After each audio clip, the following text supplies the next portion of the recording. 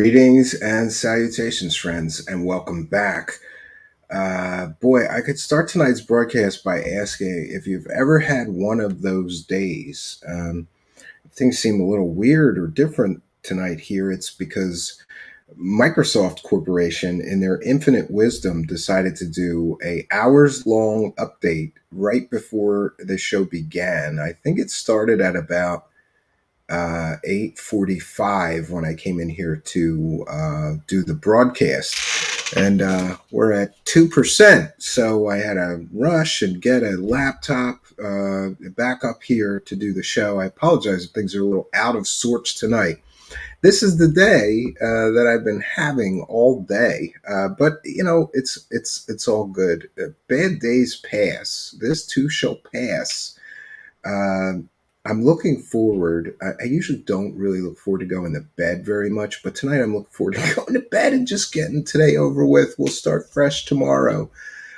So, welcome, friends. If you're just joining us, tonight will be our very special presentation. I have a lot of information to share with you about the so called Nazca mummies, which were also now being called the Mexican aliens.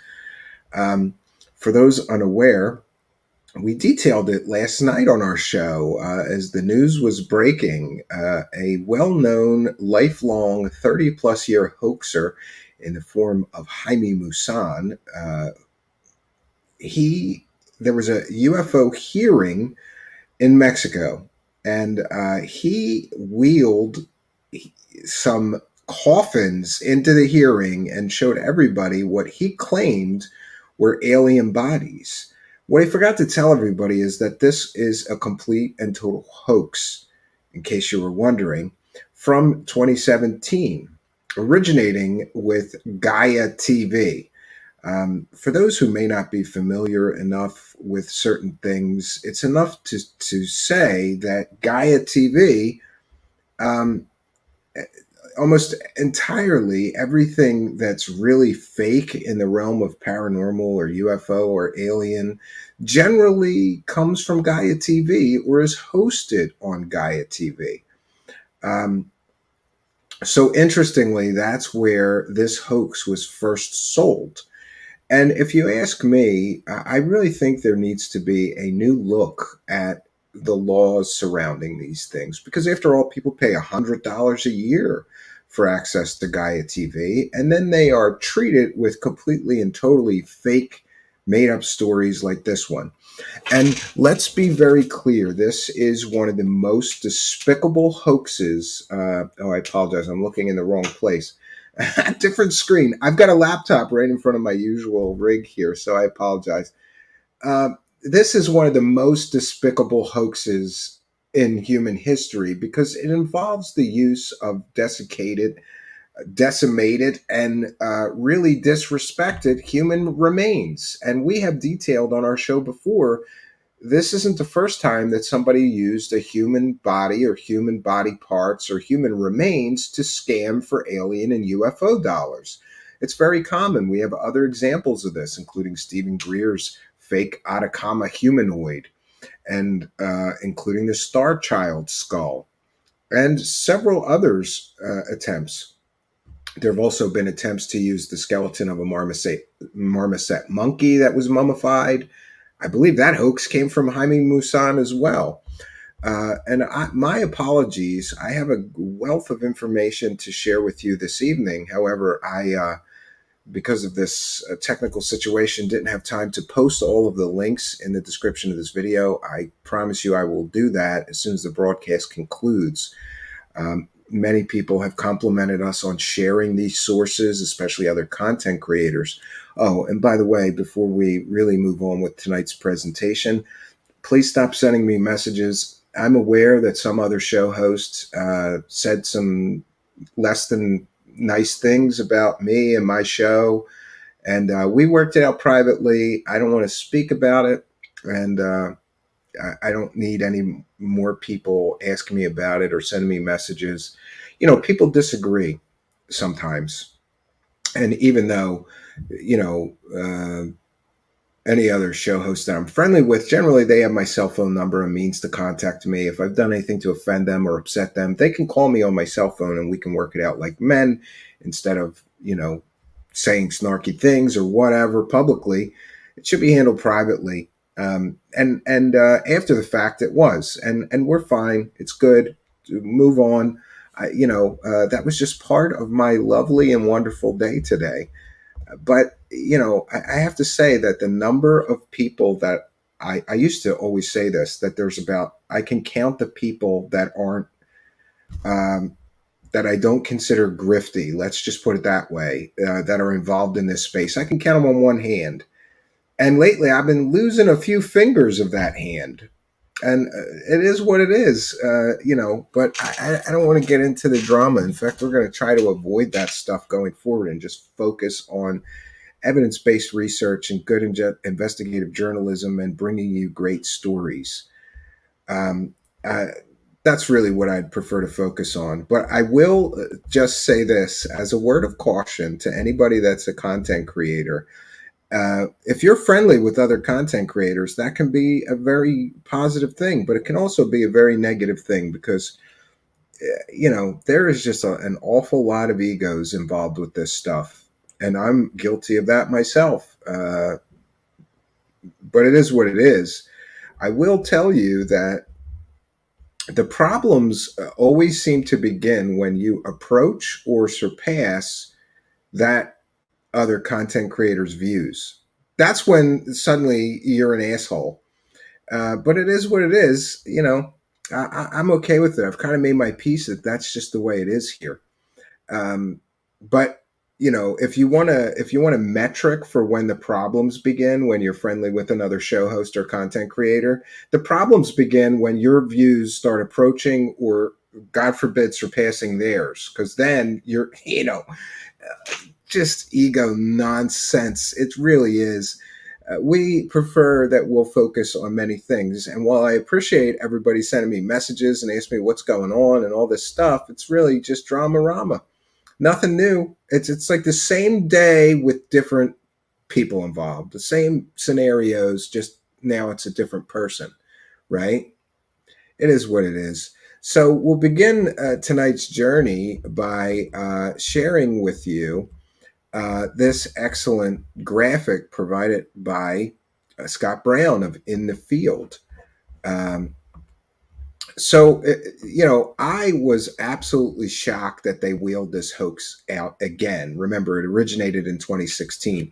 And by the way, we have detailed on this show that everything goes in cycles, and some old hoaxes become new again, like the Jonathan Reed hoax, which, by the way, Jaime Maussan fully supported, got him a Mexican tour, all these speaking dates and money, right?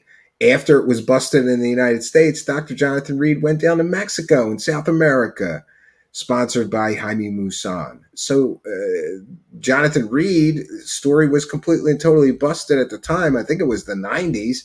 He came back recently. And we have super grifters like Jimmy Church and others that tried to bring that hoax back. And it's no coincidence, by the way, that the same grift squad, that would support a complete and total fake scientist claiming to have aliens in his freezer, made multiple videos today about this, but they forgot to tell everybody the actual data and the actual truth of this situation. And that's where it gets extremely problematic, right? If you ask me, because I get it. If you want to talk about it, that's fine, but don't exclude the truth from your audience by only telling. There's people that are showing like Jaime Maussan's lab reports and saying like, see, the MRI shows a brain. That's one mass. That's not how a brain looks on an MRI. And as far as any of Jaime Maussan's scientific claims about these creatures, you can't trust anything the man says because this man has been caught in 50 hoaxes. Actually, let me do this a different way. I apologize if that's too small. And you'll have to bear with me for a moment because I'm here on a laptop and I hate, everybody knows I hate laptops. Let me do this a different way then. One second, friends. We'll get you a better version of this, and I'll have to get myself a better background. But there has been some really funny memes about this whole situation. This whole situation is kind of ridiculous. It really is. And the fact that this man just thought, I'll just wheel in human bodies into this hearing and tell everybody they're aliens. He has absolutely no shame. You know, I believe there's a road to redemption for all men, but I can't see one for Jaime Maussan. I really can't believe that he's just okay with using human body parts. He's using human body parts.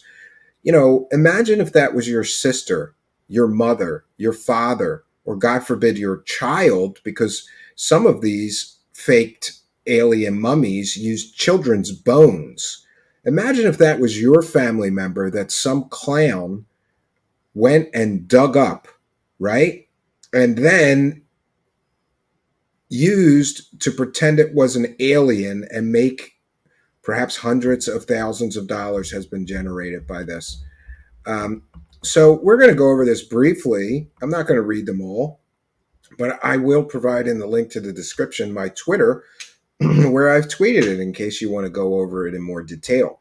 Here is a list of hoaxes promoted by Jaime Maussan. And by the way, this is by no means a complete list of all the fake stories he's been involved in, just some of the most notable.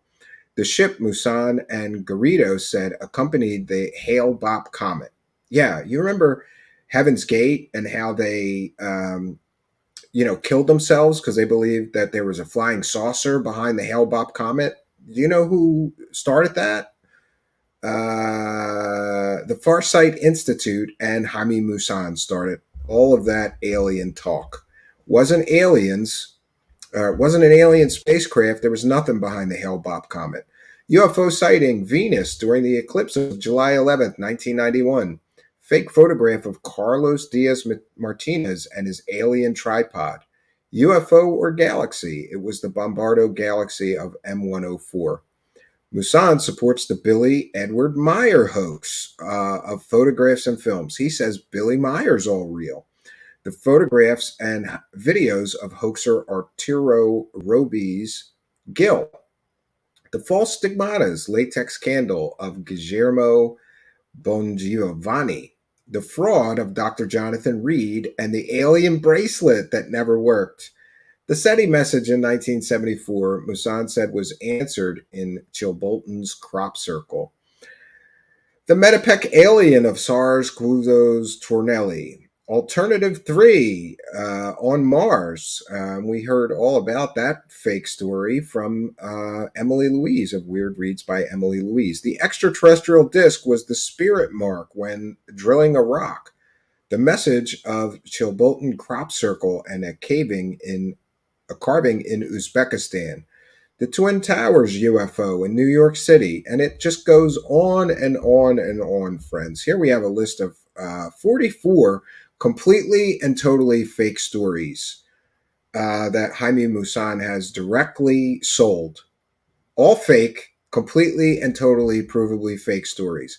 How many hoaxes do you give a guy before you say, he's doing this on purpose?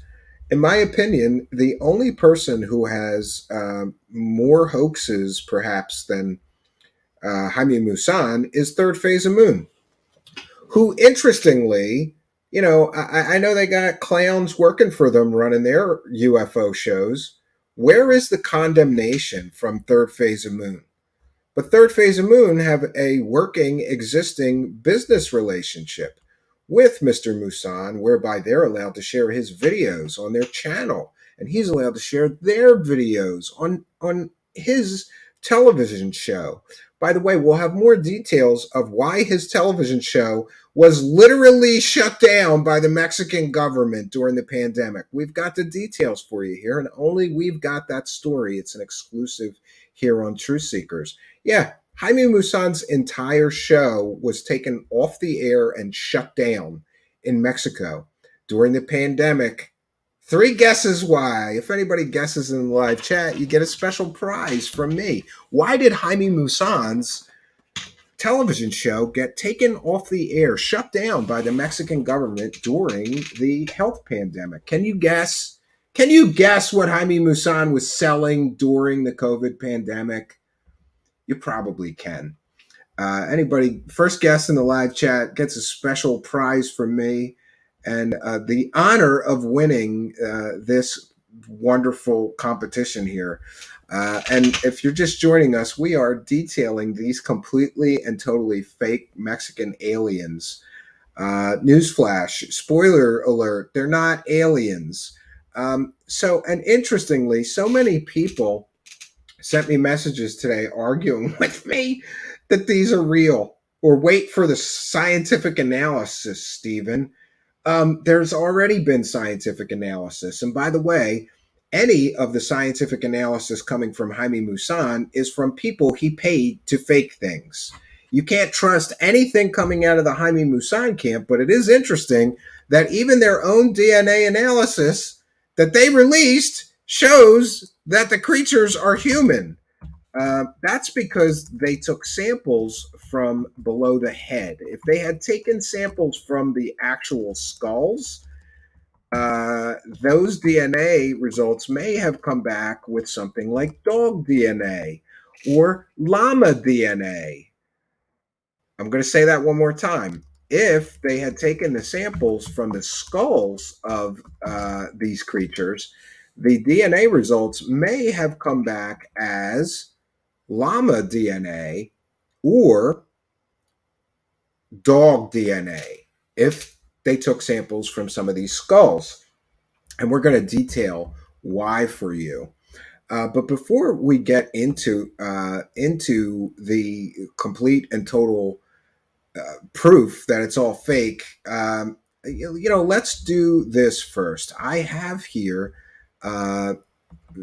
kindly thanks to Rain Dimensions, who I see is in the live chat. We have a translation. I want you to know and see what. And by the way, if anybody can send me the video, I'm on my laptop and can't get into Twitter. If you could send me the video of them unveiling the bodies on our Discord server, that would be very helpful. I'm unable to reach it right now. I have it in my Twitter DMs. But we're going to begin with a translation of what was said when they unveiled the Mexican aliens at the Mexican UFO hearing. And by the way, I want to thank Rain Dimensions because, people are literally making stuff up about what Jaime Maussan said when they were showing these alleged alien bodies. We have somebody here that actually translated the transcript exactly into English or as close as humanly possible, so we could tell you exactly what Jaime Maussan said. And we're going to be sharing this for other researchers in the description of this video. I just can't do it now. At the end of the broadcast, I'll post all the links and sources that we're using, and feel free to use them as well. Just thank Rain Dimensions for this translation. So Jaime Maussan, this is what he said as they were unveiling the bodies. And I guess I'll have to just describe it to you. They wheeled these two deep, big coffins in, and then they opened the lids and showed everybody these so-called Mexican aliens. And while the people were taking the lids off, this is what Jaime Maussan said. He said, "We are going to discover at this moment that according to the scientists who are going to declare it here, they are non-human beings." Remember, the scientists that are saying that work for him and are being paid to say that. "They are not part of our terrestrial evolution," and then it disappears. "There is no further evolution, according to the National University of Autonomy of Mexico, who performed carbon-14 analysis." So according to Jaime Maussan, the National University of Autonomy of Mexico said these aren't human. I believe that's a completely and totally false statement, and we're going to see why tonight. These beings are approximately 1,000 years old. No, they might have died 1,000 years ago. Doesn't mean they're 1,000 years old. Another factually inaccurate statement. This is to say that they are not beings recovered from crashed aircraft. They were buried in diatom mines, diatom soil. Diatom is fossilized algae with 17 million ancient phytoplankton that was abundant at the time, and then it disappeared. It fossilized. Diatom has extraordinary characteristic. It dries out bodies and does not allow the growth of bacteria nor of fungus. Therefore, it has allowed the preservation of these bodies for 1,000 years. Another factually inaccurate statement, and we'll show the proof of that. Jaime Maussan goes on to say, these are not mummies. They are intact and complete. They are not intact, friends, and they are not complete, not by a long shot. They're cobbled together from multiple different human and other body parts. And we'll show you the details and the proof of that. They have not been manipulated in their interior. Yes, they have. And even Jaime Maussan's own x-rays prove that they have. And they have a series of elements that makes them truly extraordinary.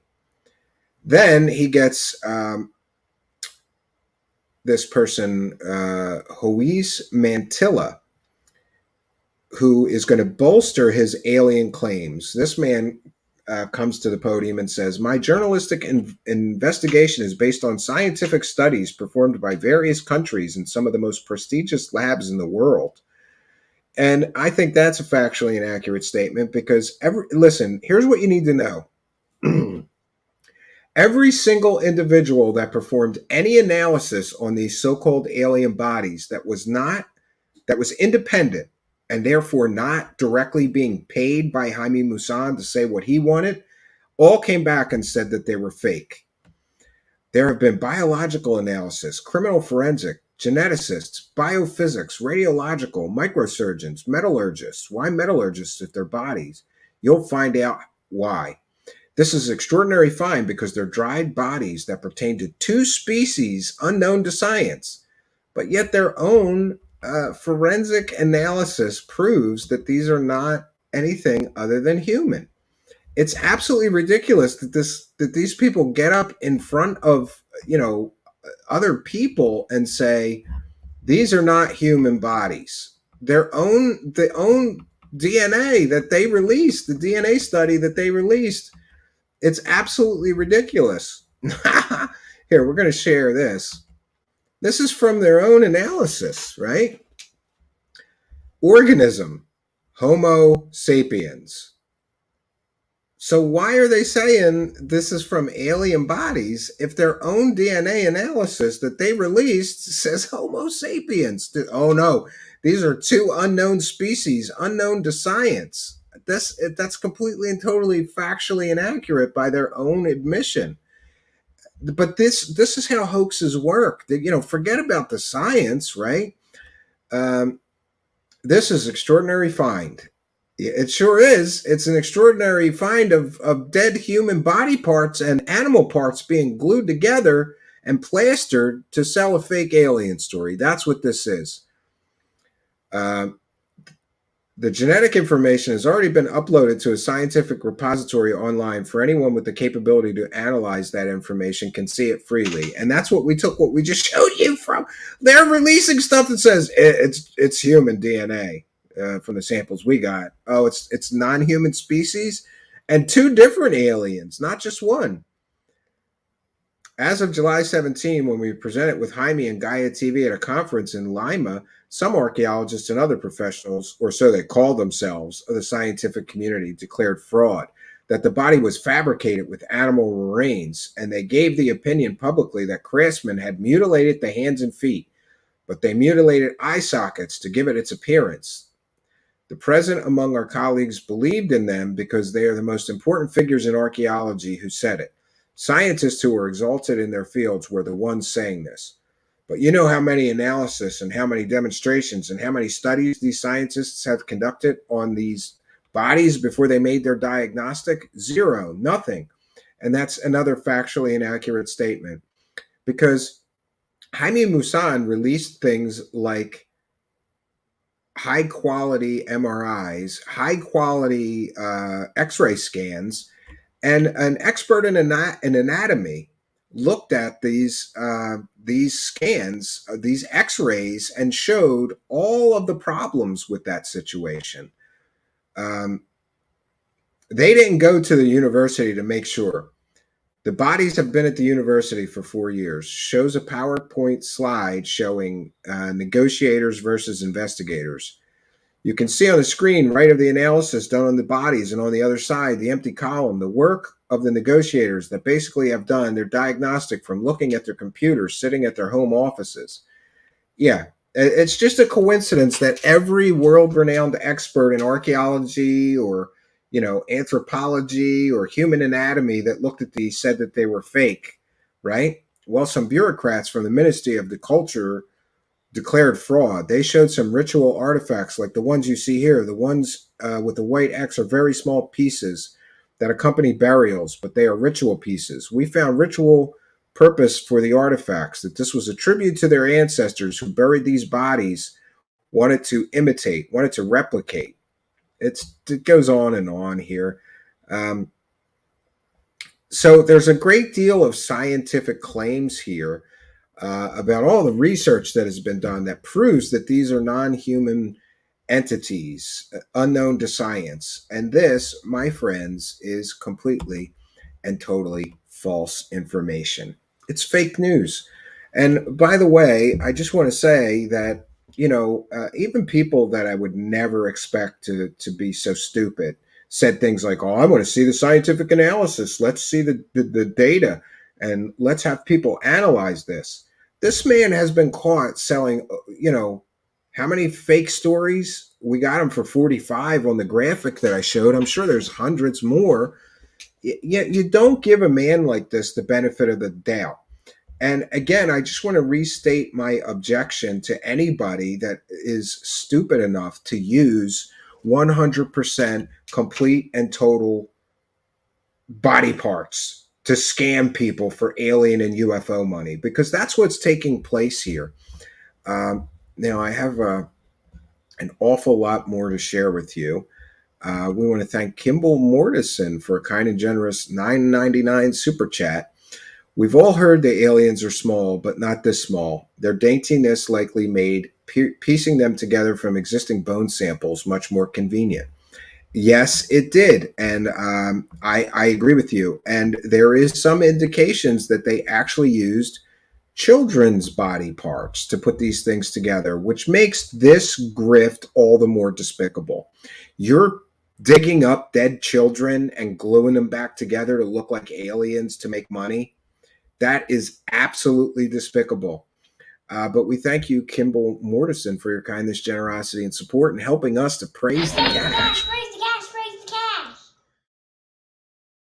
All right, now let me see here.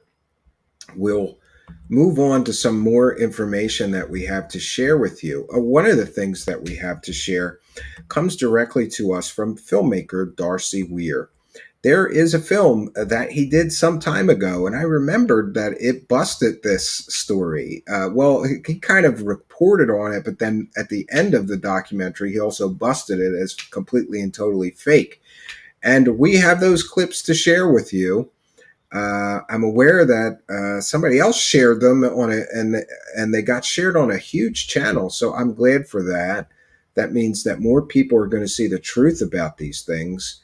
And the fact that people are debating whether this stuff is real or not, I cannot believe it. Rain Dimensions with a kind and generous $10 super chat. Thank you for your kindness, generosity, and support.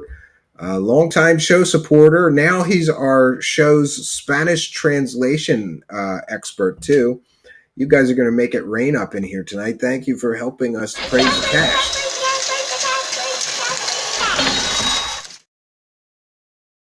We're praising it.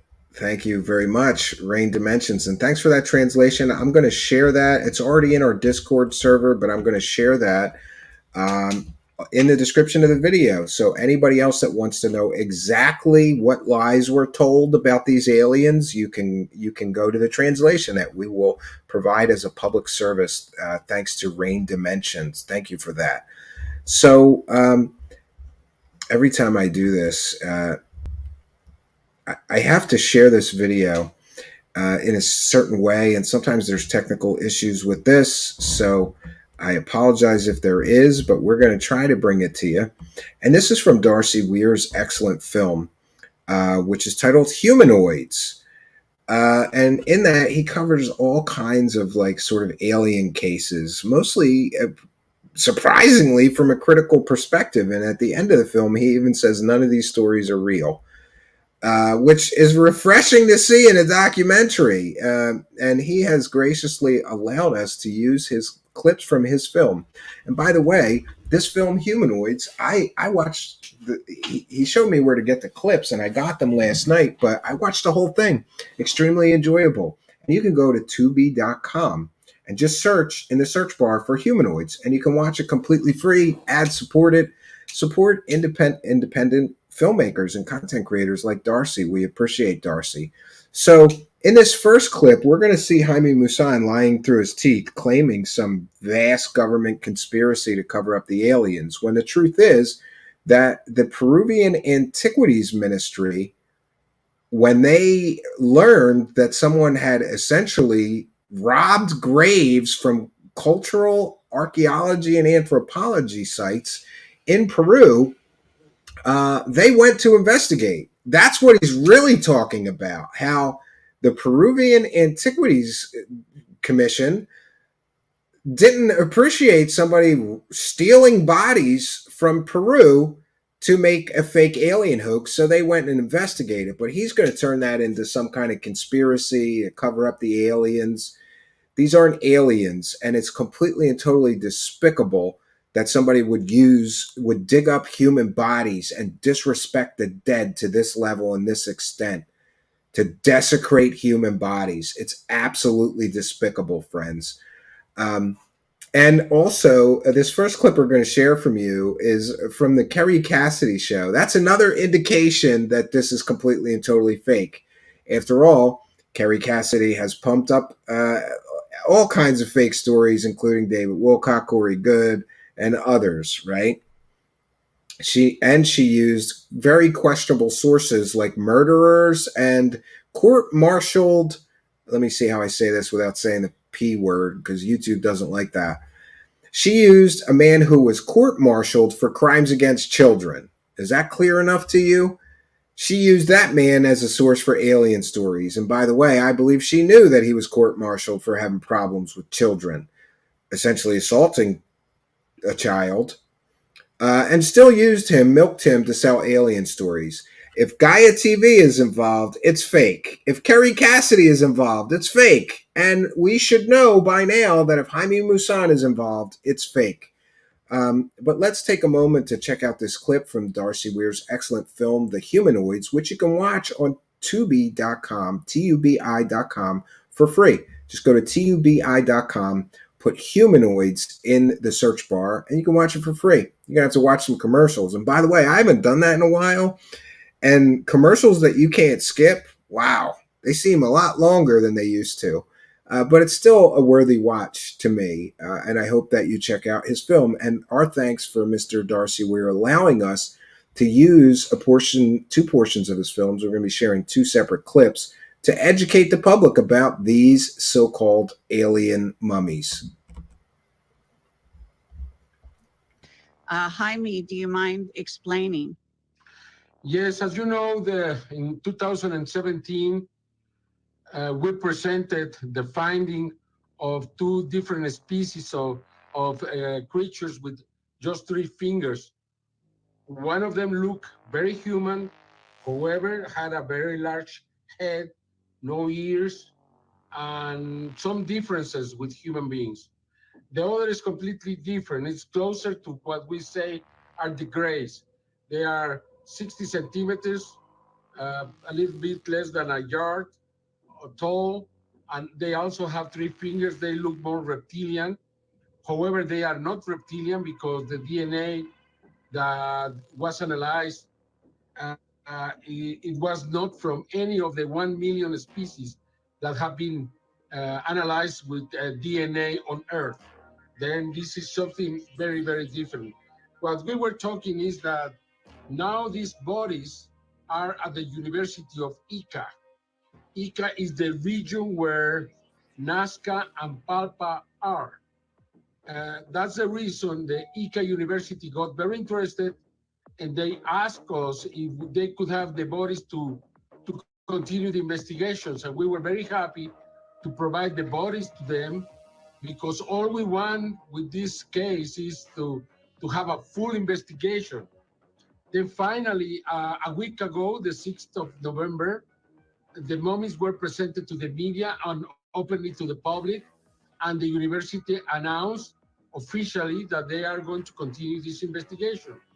However, 2 days before that happened, the 4th of November, the Ministry of Culture, some authorities, and the police from ICA went to the university to take the bodies away, because there is a group of anthropologists and archaeologists and some people from the Ministry of Culture that don't want the investigation. This is really amazing. And they say that these mummies are fakes, that they were built, somehow built, that they are not real. But instead of allowing the investigation to prove that they are not real, they don't want the investigation to be done. And we're talking about the Ministry of Culture, the institution that has the obligation, the duty to investigate anything that is found, especially something like this. Then, fortunately, the university didn't allow them to take the bodies away. However, we know that this coming Thursday, the Minister of Culture wants to talk to the authorities from the university and the Ministry of Culture in Lima, which is around 4 hours away by car from ICA, and they want the vice-rector and some of the professors to be there to talk about this, because they don't want this investigation again to be done. However, now the people of Nazca and the people of Palpa are willing to take the streets, to take the roads, to create big problems to the government. If this time, again, they say again, these treasures are taken from Nazca. They know how important this could be if they proven to be real. They want a museum there. They want the whole story there. They want this to really transcend to the world, something that the anthropologists and archaeologists of Peru don't want to. And this is what is amazing to me. Scientists asking no, that science shouldn't be done around this, because they know, even without doing any kind of investigation to these bodies, that they are not real. This is incredible to me. I mean, I've never seen something like this, but this is exactly what is happening. And I know that the people of Nazca won't allow the bodies to be taken away for the first time. Now this case is going to grow because there are so many people involved, and many of those people want this to be proven real or not. And this is what is happening now. I can tell you, Kerry, that this case is real. There is no question in my mind. I have done the DNA testing. We did it in Saint Gene in Canada, and the investigation was completely full. I mean, it was very expensive, more than $30,000 to do some samples, especially of the little ones. And they say, we have never seen anything like this, and there is nothing compared to these bodies on Earth.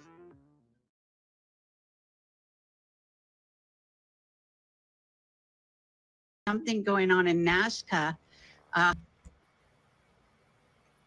They say there is nothing like it on Earth.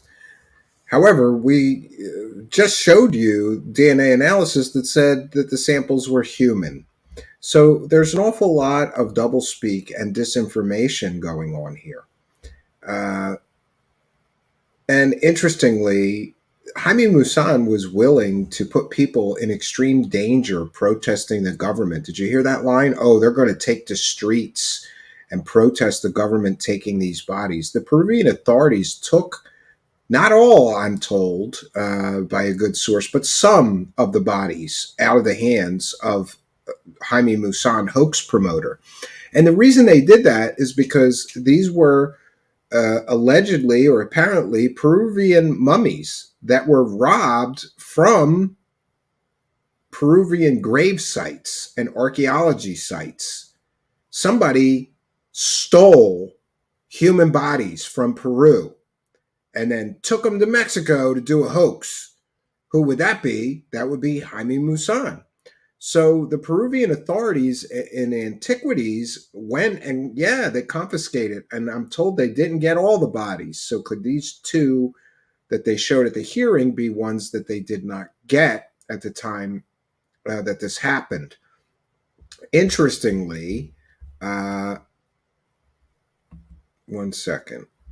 Interestingly, in this very same documentary, Darcy Weir, despite what I think about him, I think he did a masterful job, because what Darcy Weir did is he, cozied up to Jaime Maussan and let him talk, and then he busted him, and he busted him bad, right in the same documentary, which I think is a good gotcha moment. And I, for one, am happy that this happened, because these hoaxes always come back around, and now we have an excellent source in the form of Darcy Weir's excellent documentary to say, hey, these are fake, and here's why.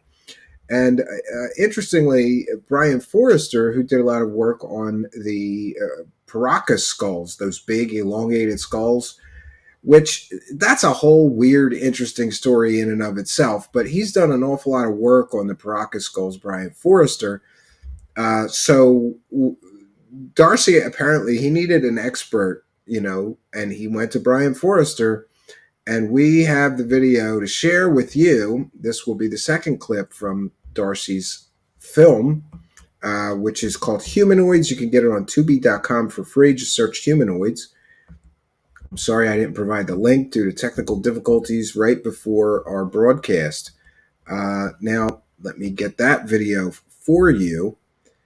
And this is very, very interesting to me, because here's a man who, in the form of Brian Forrester, I'm not sure what I think of all of his work on the Nazca, or excuse me, on the elongated skulls, but that stuff is certainly interesting to me. Interesting that in the same documentary, Darcy Weir both, sort of entertained the idea that these were real and then completely destroyed them in the same documentary.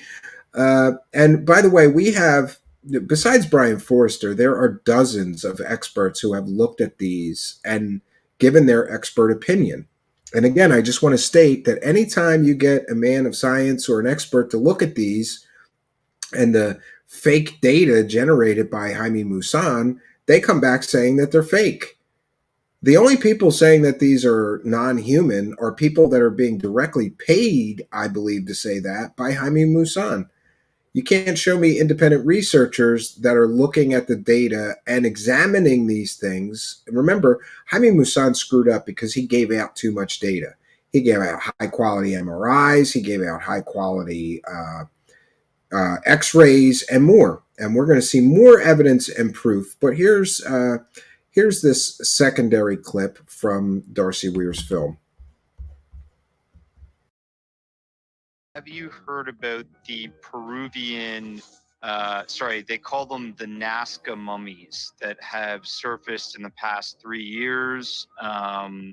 They've been found by grave robbers near the Nazca lines, and they seem to have different shaped skulls. There's smaller beings. There's also a bigger humanoid that looks human size in sort of a fetal position. What do you think about these? Do you think they're real, or is there any details you can shed on that? I'm 99% sure that they're all fake. And I've only recently spoken about them because I've been loosely tracking this for 2.5 years, and you can actually find videos on YouTube showing them making them. They're still making them to this day. The only one that's really interesting is the one called Maria, and why they gave her that name, I don't know. But she appears to be two different mummies put together. The body of a Nazca person from somewhere around 1,800 years ago, and then a Paracas skull was put on top. And what they did is they simply cut the head of the elongated mummy off of the body, and then because of perfect preservation in this area, because it's desert-like here, it's actually better preservation than in Egypt. And so they would soak the body and the head in water until they became elastic again, and then put the neck and the head over top of the body. And that's why they're coated with that white material. That's a way to hide the joints that they made. The same thing with the three fingers. They've been shown to be made up of different humans.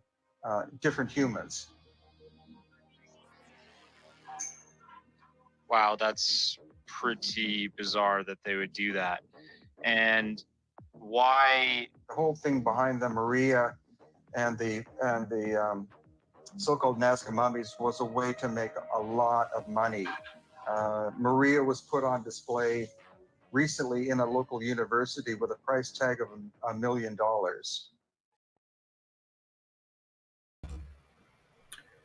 So there we have it, friends. From an expert, they were put together to make a lot of money. And apparently, Mr. Jaime Maussan tried to sell one or more of these so-called alien creatures for $1 million. That's besides all the money that he made from Gaia TV network, who, by the way, signed up huge amounts of new members who wanted to see the truth about the alien mummies. And all they got for their $100 a year membership fee was completely and totally fake science fed to them by a man who was paying largely unscrupulous scientists, or let's just say problematic characters, to co-sign his alien hoax. Again, anybody that is independent and looks at these will instantly say that they are fake. Now, I have several more things to share with you in tonight's presentation. The first is from a Spanish-speaking news outlet called CodyGuculto.com. And luckily, through the wonders of Google Translate, I'm still able to bring that to you. Originally printed in Spanish, so if it sounds a little wonky, you'll have to understand why. Interesting article. Nazca mummies, they reveal how they created this fraud and a crime against Peruvian culture. And this is from some time ago, back in 2018, when the hoax originally aired. Approximately 2 weeks ago, a group of researchers presented the results of analyses carried out on some mummies found in the Nazca or Nazca Desert in Peru. These researchers, accompanied by the Mexican presenter Jaime Maussan, announced that the mummies were not human and that they would have an extraterrestrial origin. However, a recent analysis discards the opinions and supposed studies carried out on the remains and gives us a much more shameful and controversial verdict than we could have ever imagined. The case of the alleged extraterrestrial mummies of Nazca is something that has given a lot of talk in recent months. Again, sorry for the translation. Sometimes it doesn't translate well. The article goes on to state, many researchers have been immersed in this mess. Among them, the controversy Jaime Maussan, a famous Mexican presenter and UFO researcher, who enjoys well-earned fame based on many frauds carried out and later discovered. Another institution that accompanied these unreliable investigations was Gaia, a U.S. documentary production company that has become interested in this matter, which obviously brings many economic benefits. The presentation made 2 weeks ago in the Congress of the Republic of Peru was hosted by a Peruvian congressman who intends to create a bill that carries out and finances research into hypothetical extraterrestrial mummies. The article goes on, a revelation of a fraud. As we previously informed you in an article, there are many details to take into account and to consider that this presentation before the Congress of the Republic is nothing more than a fraud. Firstly, the mummies are modified remains. And this was reported by the Ministry of Culture a year ago. So the Ministry of Culture in Peru investigated these mummies and found them to be modified human remains. Furthermore, just reviewing some of the history of the characters around this matter, we can quickly suspect something quite shoddy. Because of this, a few days ago, a radio program hosted by lawyer and UFO researcher Anthony Choi presented research that contradicts everything that Jaime Maussan and company were trying to sell us. It reports on its website a group of researchers from the Institute of Legal Medicine and Forensic Sciences of the Public Ministry carried out an analysis on the mysterious extraterrestrial mummy found in a tomb near the Nazca lines in the year 2017.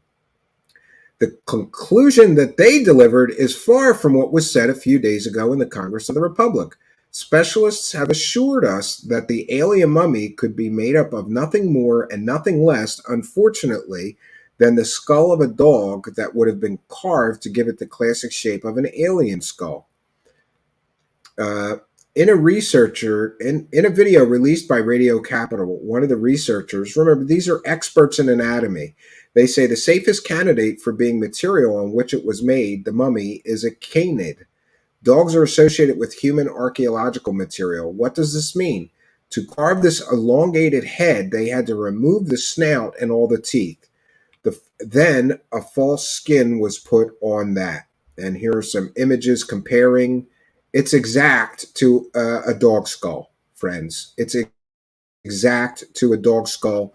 Of course, you have to modify the dog skull by mutilating it. The researchers also detailed that the supposedly humanoid shape also has no handle because the bones have been cut and leveraged to form a body. They do not have joints. If you needed any more proof that these are not real bodies, they do not have joints. And that the hands with three fingers correspond to human children and adults. They've used children's body parts to make these hoax. One of the researchers said, there are no joints, nothing that unites them. They are just rigidly exposed. And here is a video. The rest of the article, it's just about supporting their news organization. So an excellent article translated from the Spanish for us once again. It seems to be a theme tonight. My Spanish is terrible, but thanks to Rain Dimensions and Google Translate, we can still bring you some of the shocking truth. Now, if you need it more convincing that these are fake, I get it. I'm fascinated that people want to even argue. Because honestly, the minute that you hear it comes from Jaime Maussan, you should know it's fake, like all of his other stories. You know, he works with and for Third Phase of Moon. Do you need any more evidence that he's a garbage peddler? Look who he works with. Birds of a feather.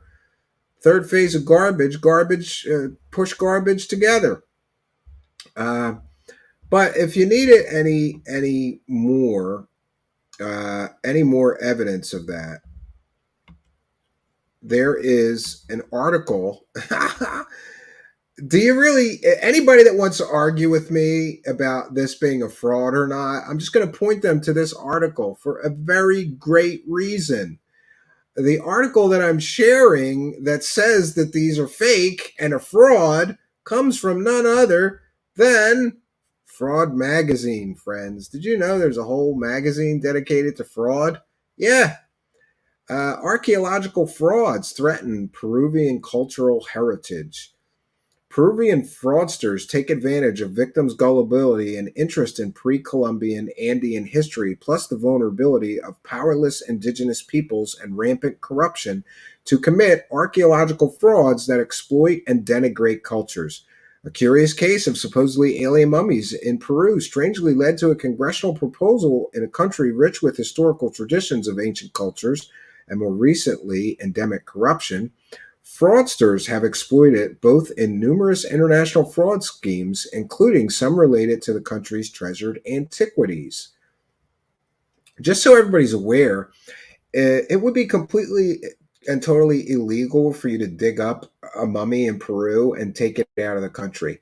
They are very protective of their culture and their history and their archaeology. So even the act of taking this mummy or body parts from a grave site out of the country is completely and totally illegal.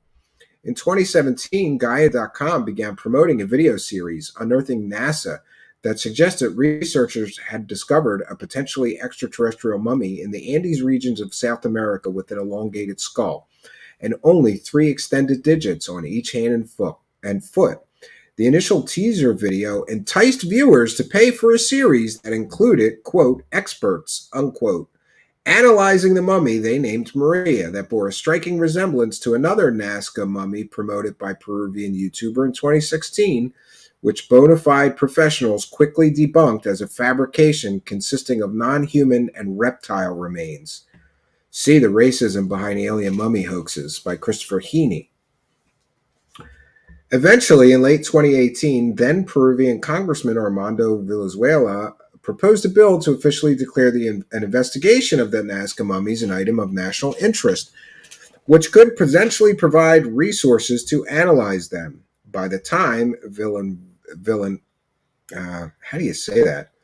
Villanueva, that's how you say that. I apologize. By the time Villanueva made his proposal to the Peruvian Congress, scientists concluded from at least 4 independent analysis of DNA samples that the other mummy materials that they were modified pre-Columbian mummies. Therefore, they were human. And here's where it gets great, because the man who reportedly discovered the mummies had previously been arrested by police for possessing forged banknotes and gold. He faked gold, friends. He was like spray painting rocks and scamming people for fake gold, right? Fake gold in 2007, and for affiliation with a gang dedicated to stealing and illicitly trading archaeological artifacts of the Nazca civilization. And this, of course, is from Fraud Magazine. If you've made Fraud Magazine, then you're a fraud. I'm just going to put that out there. Oh, and I apologize. I didn't realize. Sorry, friends. A little out of sorts tonight. I will be providing the links to all of these resources for anybody who wants to dig a little bit deeper. And I will do that in the description of the video post-broadcast. A little bit of technical problems tonight. So it's interesting, and I want to make sure that we point out that if you've made Fraud Magazine, then you're perpetrating a fraud.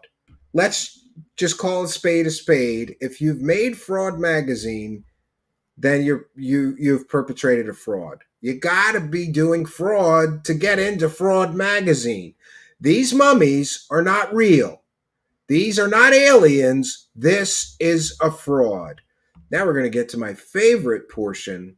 Now we're going to get to my favorite portion of this, because they released very detailed X-ray scans, experts in anatomy from around the world could look at these things and offer their expert opinion. And one of them did. And he's from the YouTube channel, Scientists Against Myths. And there's a video titled Aliens Cutaway, Nazca Humanoid Mummies, The Big Fraud, Fake Science Spotlight. He called Jaime Maussan's entire presentation fake science. It's not real, it's fake science. So let's, we've got our fair use banner up. Let's get into that video, friends. And this is fair use. It's transformative work. We're going to use this excellent video from Scientists Against Myths to educate the public about these fake Mexican aliens. The X-ray is nonsense. Why don't I You hear can't anything? make any conclusions based on that. But we will study those X-rays anyway. What is that about? Do I not hear it? Anthropologist Stanislav Drobushevsky Let me know and if you guys hear paleontologist anything. Alexei I don't hear Bondarev anything. have offered their expert That's opinions. weird.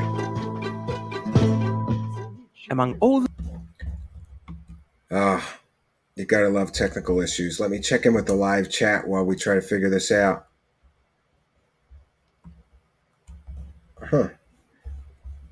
Oh, I know what the problem is. 1 second, friends. Let me just fix my sound settings. Jeez.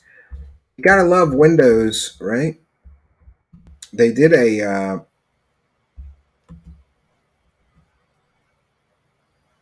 Oh, you can hear it. Okay, but yeah, I need to be able to hear it. So let me see if that fixed my issue.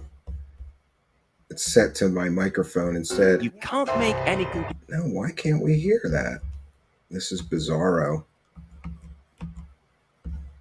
Let me refresh it. Maybe that'll help. I apologize for the delay, friends. No, I still can't hear it. Come on, man. 1 second. I'll try one more thing here. I apologize if you're just joining us. We are giving you a history lesson in the anatomy. Pardon the pun. The anatomy of a. Oh yeah. Why would it? Okay.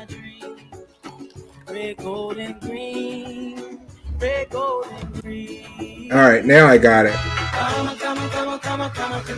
Oh no! Now I'm gonna get a copyright claim for that. But I fixed the sound issue, so I apologize. All right, let's let me cue that to where we wanted here. All right, 1 second.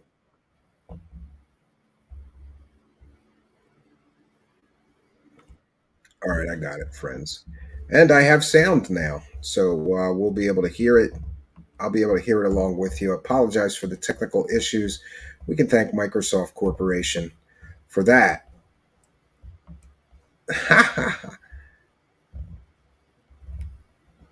Yeah, gotta love Windows. They did a 2-hour update on my PC right before showtime. It just now rebooted my computer. We're an hour and 8 minutes into the broadcast. So this is an expert, and this is just a great takedown of this whole thing. Konstantin Korotkov is rather critical of the And by the way, I just want to mention that this person is from I think Norway or something, and so somebody did like an English. They do an English overdub. Just want to make sure that we make that clear. these X-rays in his book. On page 79, he writes, quote, "It's next to impossible to come to any conclusions based on the Or X-rays, Russian, maybe. so we rely on the CT analysis instead." End of quote. He was just as skeptical in his correspondence with me when I'd sent him the results of our X-ray expert analysis. He wrote to me, quote, "The X-rays are not sufficient for any sound conclusions." End of quote. Why this sudden about face? Unbelievable. This X-ray. Yeah, so of course, somebody that's a true believer that truly wants to believe these is telling the expert in anatomy who examined these high quality X-ray scans that just the X-rays alone aren't enough to draw a conclusion.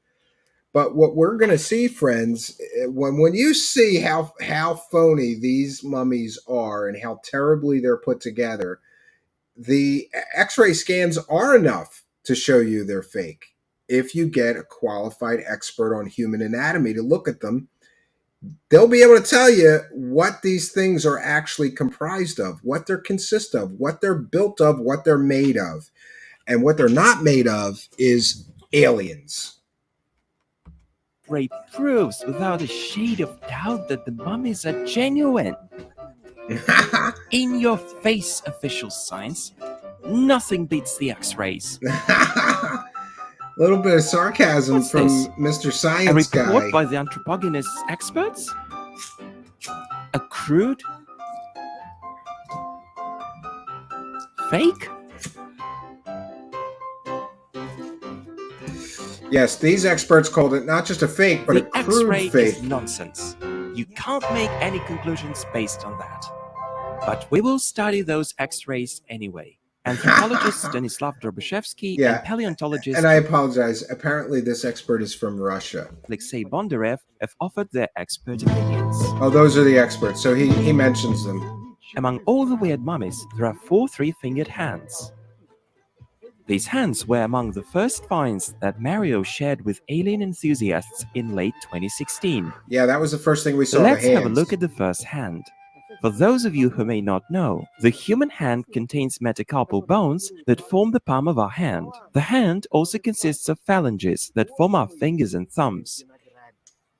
The mummy's fingers consist of human metacarpals and phalanges mixed together. Two different parts of Wait. hands glued together. What's that? Is this a metatarsal bone? It's a midfoot bone. It's followed by a phalange, then a metacarpal, then again by phalanges. There's a foot bone in the alien Let's look at hands. the articulation joints now. Look at this X-ray of a real human hand. The bones are fitted snugly to each other, artistic concaves with few clearances. Otherwise, you'd have difficulty moving your hand. The so-called alien mummy's hand is all messed up. Concaves join it's got concaves foot at pieces random. in it. And what's inside the hand? Very few joints, just a mess of stumps. And why is a human ulna there? The wrong way around, with its point facing the fingers. Yeah, so there's an arm Let's bone in examine the the wrong second place. hand now. Things look much better here. Inside the hand, we spot a tibia or shin bone, two metacarpals There's hanging a loosely, shin bone inside some the hand. phalanges, and other mishmash. Finally, here's hand number 3. Looks even better. But the fingers are still a puzzling mix of hand and foot bones. The hands are a mix of hand and foot bones. Inside human the hand wrist, and human we foot can make bones. out 2 humeri or upper arm bones, 2 ulnae, and 1 tibia that all seem to have belonged to a child. Amongst these, we suddenly find a border vertebra. Why? Yeah, there's a vertebrae bone mixed into the so-called alien hands. There is arm bones of a child. And I'm going to just stress this point again. These people stole body parts from deceased human beings. Those people were people. The level of depravity you have to go, you know what? You know what we need to make this alien hoax works? We need some child's bones. So let's go dig up some dead children and glue them into this thing. Nobody will know better. But an anatomy expert would and did properly identify that there's children's bones mixed in along with pieces of foot bones mixed into the hands. Absolutely despicable that somebody would glue together a bunch of perhaps different human body parts to scam for alien dollars. On earth does it have to be here? Well, just because. Let's now look at all the hands together. You get an impression that their creator was gaining experience with each subsequent hand. The first hand was a complete flop, but the forger was learning from their mistakes. But if these hands belong to creatures of one and the same species, then why are they so versatile? Why are Look they at so hands of different? different Yeah. apes. They may seem to have little similarity, but they always follow a single plan. And here we only see a total hodgepodge of stuff. The official mummy website says the hands are made up of 26 bones each. I counted them up. Even the left count to is right. wrong. 31, 27, 24, and 26 bones. Yeah, completely You can check wrong yourselves. even on the data. It's a miracle Completely of wrong. bioengineering. A bionic Lego set that uses homeotic genes. I agree. The Atlanteans were capable of creating any biorobotic servants they wished, ignoring the laws of biomechanics. Yep. That's connected to the money bone. I have a simpler explanation. Someone who created these was little bothered by biomechanics or anatomy. Their goal was to imitate the outer shape. So they just grabbed whichever bones fitted in size and covered them with some substance to imitate flesh. Now let's study the X-rays of the small mummies. I agree, Ufologists Bobby. go as far as calling them humanoid reptiles. So what do we see? Same stuff. A hodgepodge of human and animal bones. Here's a mummy named Josephine. A real beauty. Instead of check humeri, out she this. sports femurs or thigh bones. Yeah, thigh Her bones legs is are for even more arms. baffling. One of the thigh bones is actually a femur, only facing the wrong way around, while the other one is a And tibia. upside down. And they are completely mismatched. Upside With down the hip bones. bone, There's no joint there at all. No joints, couldn't walk. The poor humanoid wouldn't have made a single step. Some of the bones are simply chopped off. Note this asymmetry here. The fingers are a total mess too. The first pseudophalanges are facing in different directions on her left and right Yeah, hands. they put the with bones right together part backwards facing and up upside or down. Well, they just forgot to turn them the right way. Stuff happens. And look at this alien head. French paleontologist Julien Benoit thinks that those who crafted the small humanoid mummies used skulls of some small mammals for their heads, such as a llama or alpaca. Here's where it Comparison gets shows interesting. that the reptiloid's cranial cavity fits perfectly the cranial cavity of a llama. The location of the olfactory bulbs, the inner ear, the brain hemispheres, and the cerebellum precisely matches those in a llama skull. And just to be clear, there are plenty of llamas and I'm assuming skulls of llamas in the country of Peru where these apparently originated. And just to be clear, because this gets quite confusing, we have some experts saying they used uh, the skull of a dog, and that does match. And we have some experts saying they used the skull of a llama, and that also matches. They might have used different animal bones. You notice how there's two distinct beings, these smaller ones, which this expert believes is using llama bones, modified llama bones, to create a fake alien skull. And some of the others used a canine or a dog skull with the jaw cut off and the teeth ripped out to create a false alien skull. I don't know if we should give them points for creativity, but imagine that, seeing a llama skull and going, yeah, we can make an alien skull out of that. Just cut it up. And imagine the disrespect to the deceased individual from the neck down, or the parts of multiple deceased individuals from the neck down. Again, what a form of absolute depravity and just a slime ball you have to be to say, you know what? We're going to glue an alien, we're going to glue a dog skull on top of this human skeleton that we glued together from different body parts, including parts from dead children. Despicable. Jaime Maussan should be in prison for this. He should be arrested for this. Somebody should. That's my opinion, by the way. Certainly not a Mexican law enforcement officer or lawyer. It's just, I don't understand how you can get away with this without any legal consequences. In this country, we have laws against the desecration of human bodies. Do they not have those laws in Peru or Mexico?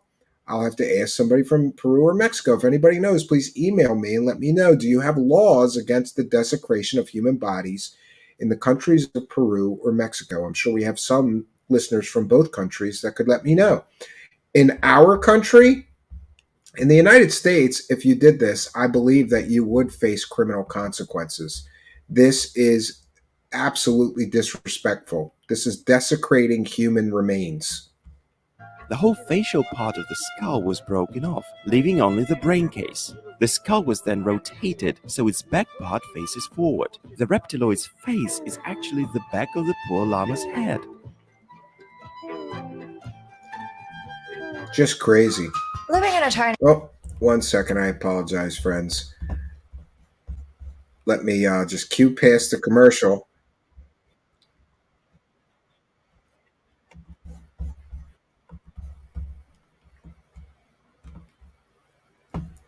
One second, friends. Let me share that again.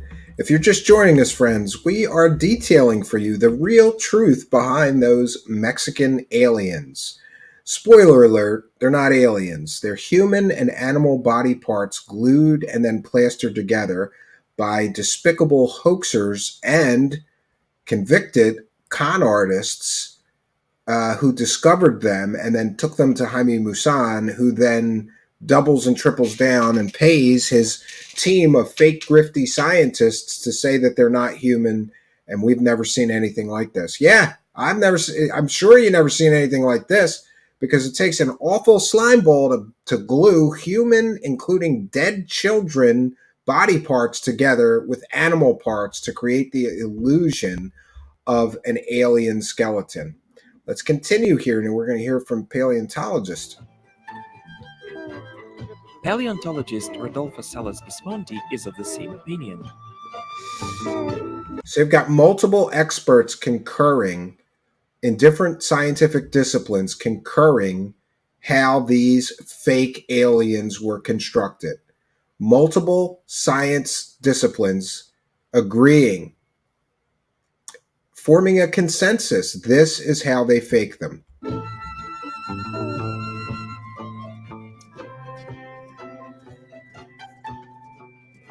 Where could the mummy forgers have gotten a llama skull? Historian Yuri Bereskin has told me that pre-Columbian peoples of Peru often made llama burials. Here's a fresh report about finding buried llama mummies in Peru. So that's great. Not only did they steal human mummies, they stole llama mummies from a gravesite to create this fantastical fairy tale of alien mummies. Paleontologist Alexei Bondarev has examined a photograph depicting the base of the skull of one of the mummies, from which the skin had been lifted. See this unusual square foramen magnum?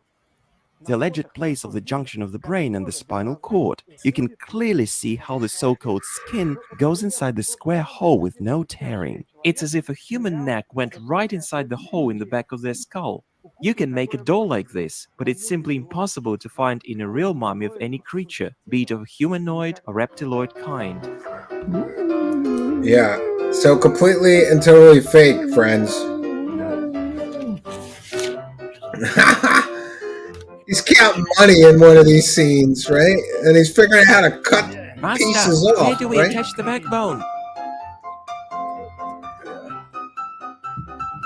What? Onto the forehead? How many times should I tell you? This creature has no analogues in terrestrial fauna. Do as you're told. And look, this guy's got glue here as he's trying to figure out how to glue this crap together to create this hoax. Good recreation, I bet. And I think this is probably how it went. You can read about Alexei Bondarev's reasoning in more detail by following a link in the description to this video. Alexei did more than that. At one of the Scientists Against Myths events, he retaliated the Nazca aliens by showing the mummy of an Omsk penguinoid. He used seagull and rabbit bones covered with twig clay to create a picture-perfect mummy. His skills in anatomy helped Alexei choose the right bones to make working joints and hip bone. This is what sets the penguinoid apart from the so-called Nazca mummies. Of course, we don't plan to fool people with this mummy. But just imagine what a sensation it could make. New loot has just arrived. Yeah, penguinoid mummy. Sensational discovery. So, just to be clear, an anatomy expert put this fake penguiloid, they're calling it, mummy together. It's not very difficult to do, and he did a better job because he's an expert in many different things than this. Quite honestly, the people that put these mummies together were idiots. They put them together with bones upside down. They put foot bones in the hands. They put arm bones in the legs. Whatever they had to do to make this thing work and look like a real skeleton of a once living creature, they did. By Siberian diggers. Intelligent marsupial penguinoid Dryopingvinus nanus from the era of, what's he called? Asgardus Darius. My Siberian mates have stumbled on this during construction of the Palenque metro lines. Don't touch it. It's radioactive. What's your price, senor? What's your price?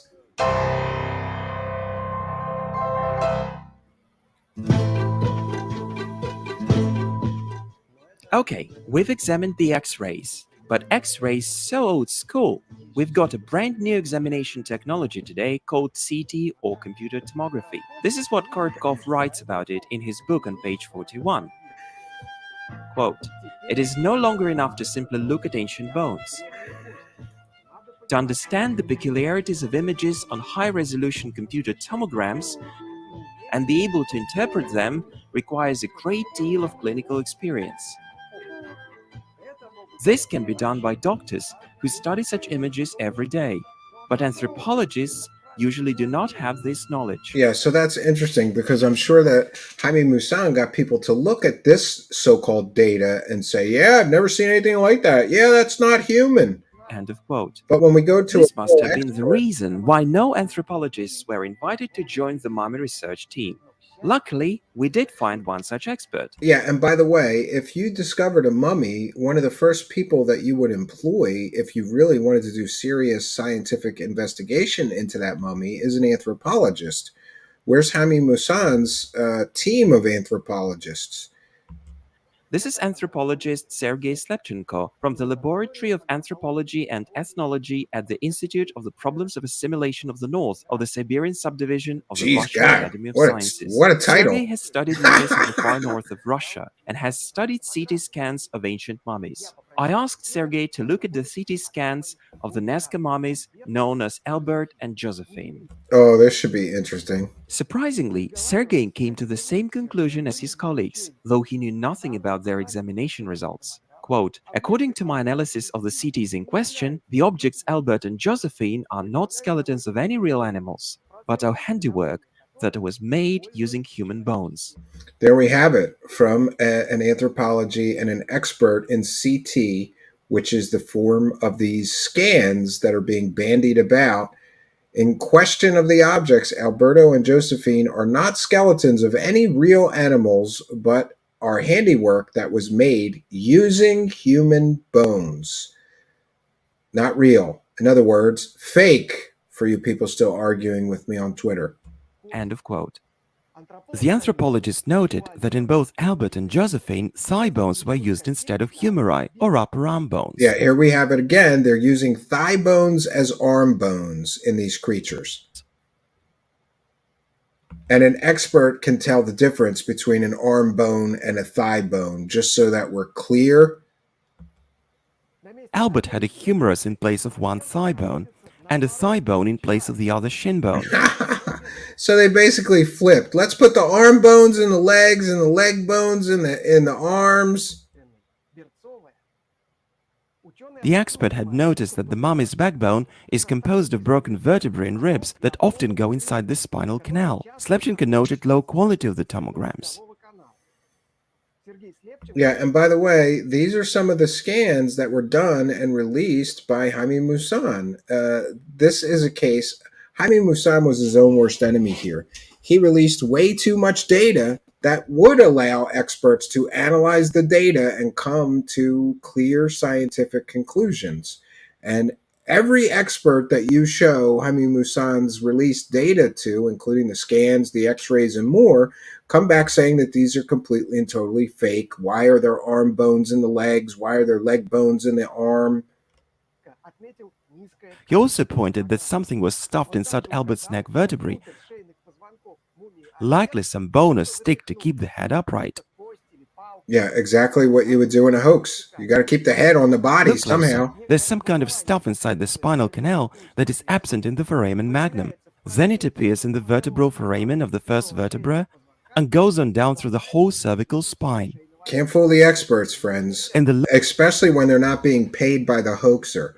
And again, just to be clear, every expert that has looked at these things that I've been able to find that was independent of Jaime Maussan's wallet, if Jaime Maussan was not paying them for their expert opinion, they all come back and say these are fake as hell. Lower part of the neck vertebrae, this stuff spreads to almost the whole width of the neck, but it can't be found in the thoracic spine. French paleontologist Julien Benoit also notes this stuff inside Josephine's neck. You can read Sergei Slepchenko's expert conclusions in the extra materials in the description to this video. Yeah, and by the way, I've shared the link to this video in the description of the video. I apologize it's not in in the live chat. I apologize it's not in our live or in the description of the video. It will be shortly after broadcast. We will share all of our sources for tonight's broadcast as we usually try to. And here is a comparison of the CT scan of Josephine's skull with a llama skull made by our friends from Peru.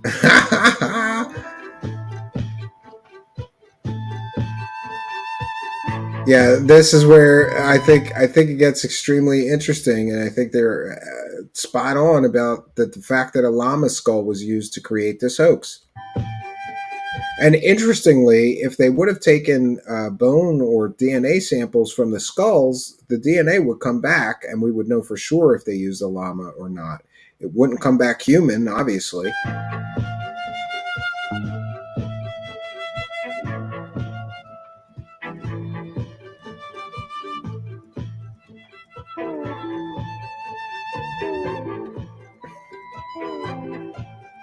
Yeah, In actual fact, the first reptiloid mummies didn't look that good.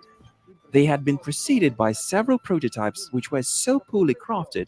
yeah. Look at that. That's a hoaxer practicing their craft. As terrible. A lot of people have commented on Twitter and other sites that I've seen, like, how could anybody even believe this? These look like paper mache. By the way, somebody attacked me for that. For I think I was either I or Shane last night. UFO Shane said you could see the paper mache. I think Shane said that. People are attacking me and my show, saying it's not paper mache, Steven. It's bone. It's plaster, what we perceive as paper, because it's all plastered together over, and they plastered over the bone fragments and bone parts to hide their handiwork.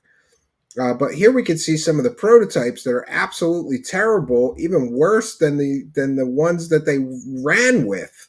So as terrible as and hokey and fake looking as the eventual mummies they showed everybody, there's more where they practiced and did a terrible job trying to get these things right. These were the early versions. That even ufologists dismiss them as fakes. Look at these poor victims of an amateur taxidermist. Look at this little Frankenstein. A real beauty, isn't it? The neck is a total masterpiece. Instead of vertebrae, it's made of a whole tubular bone. Although photos of these monsters were initially featured in mummy articles, you won't find a single mention of them on the alienproject.com. Yeah, they left off the prototypes because they put out earlier versions of this hoax, Jaime Maussan and others. And when they did, people ripped them apart as being really fake. So they went back to the drawing board. I guess they robbed some more graves, got some more children's dead body parts and human dead body parts, found some dead llama skulls and dog skulls, and went back to the drawing board to do a better version of their fakery. Mummy enthusiasts divide these mummies into two types. We have already examined the small so-called humanoid mummies. The other type is three-fingered humans. Maria, the most publicized mummy, belongs to that type. Basically, Maria looks pretty human, but her skull is elongated. She has no ears. Her eyes are too big. And most importantly, she's got 3 fingers in each hand and 3 toes in each foot. Actually, her skull shape is nothing unique. Pre-Columbian communities in Peru practice artificial cranial or skull deformation. Yeah, and these are those elongated skulls that I talked about previously. Sorry, I want to see Her if we can skull is stop on elongated. those. She has no ears. Her eyes are too big. And most importantly, she's got 3 fingers in each hand and 3 toes in each foot. Actually, her skull shape is nothing unique. Pre-Columbian communities. Yeah, these are some of the elongated skulls, pre-Columbian elongated skulls, which to me are very, very interesting. Now, a lot of experts say it's just cranial deformation. I've heard other experts say there's no sagittal suture, so therefore it couldn't be cranial deformation. They had to grow like that. These skulls are a real mystery. Communities in Peru. And there are museums in Peru full of these. I mean, those look like alien skulls to me, and I know that there has been DNA work on much of these skulls that determined them to be human, but there are some strange and unusual things, like essentially that these came from the Middle East. So how did people from the Middle East get to South America thousands of years ago? It's a great mystery. practice artificial cranial or skull deformation. The ears might have been cut off to create a more plausible alien visage. Some whitish substance, possibly tellurine, was used as makeup. Our Peruvian colleague Luca has found traces of some tool on the mummy that resembles Yeah, you could see that somebody sculpted this. You could see that somebody sculpted the face over this skull. those left by a brush. Ancient Nazca mummies have been known to archaeologists for a long time. I mean, actual mummies of real five-fingered ancient humans. Hundreds of mummies of the pre-Columbian Chachapoya culture have been found. Yeah, and do you see that the position that this so-called Maria mummy was in? Hundreds of mummies in that position have been found in Peru. So it's quite likely that they just found a mummy in that similar position and then modified the hand bones and head. The pre-Columbians used special techniques to preserve the body before burial. Thanks to the dry climate of coastal Peru, human remains were well preserved. A lot of these mummies can be seen in museums. Here they are on display at the Lema Bamba Museum. Look at the way they're crouched. We've seen this before. That's creepy. This is definitely creepy. The grave diggers may have gotten one of these mummies for themselves, but the fingers were a bit too many, so they just chop off a few, thanks paleontologist Rodolfo Salas Gismondi of the New York Museum of Natural History. Yeah, so somebody from the American History Museum said they just cut off several of the fingers. So they desecrated human bodies to sell this hoax. Maria lost her thumbs and pinkies. Then some flesh on the palms of her hands was shaved off to make the remaining fingers look longer. Salas Gismondi shows this on an X-ray of a real human hand. Absolutely despicable. Paleontologist Julien Benoit has noticed another interesting detail on Maria's CT. Yeah, this is another interesting part of how they constructed this fraud. He has counted 5 sinews of her right hand extension muscles. Here's the thumb sinew while the thumb is gone. Yeah, so they forgot to take off the connective tissue that connects to the thumb. They just cut off the thumb and left that. Sloppy. Very, very sloppy. And obviously, these people who created this hoax were not experts in human anatomy. There's one more little detail. If you cut a fresh sinew, it shrinks. But if a dry mummified sinew is cut that is no longer elastic, it stays in place after the cutting, and this is what it will look like. And that's exactly what we see here. The thumb was cut off after the mummification. Yeah, interesting. So they cut the thumb off, but the sinew or connective tissue going to the thumb didn't shrink or change at all. So it had to be done post-mortem, which means after death. After the mummy was already a mummy, they cut off its thumbs and pinkies to sell this alien hoax. The forgers used the same technique on the mummy's feet. Without her big toes and foot arches that work as rigid support for human legs, the mummy would have been unable to walk without difficulty. The X-rays show tinkering with the foot arches. Anthropologist Stanislav Drobiszewski noticed that back in 2017. Yeah, they also cut off some of its toes to make, because remember, it's 3 fingers and 3 toes. That's the way this alien mummy was sold. It's got to be an alien. It's only got 3 fingers and 3 toes, as if you couldn't cut off the thumb and pinky. And that's what they did, apparently. The X-ray of one of Maria's feet. Compare it to the structure of a real human's foot. I'm not going into too much detail here. Just look at how tightly foot bones are pressed to one another in a human foot. And now look at the mummy's foot. See this big gap between her tarsal bones and the 3 metatarsal bones? Where are her articulation joints? There are simply none there. That's where they cut them off. 1 second, friend. Sorry, should be the last. Hey, I could use one of those. Bear with me 1 second, friends.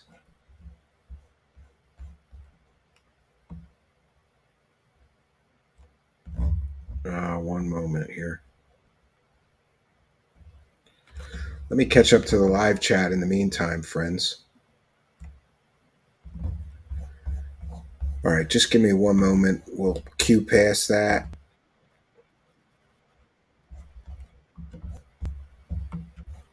All right, 1 second.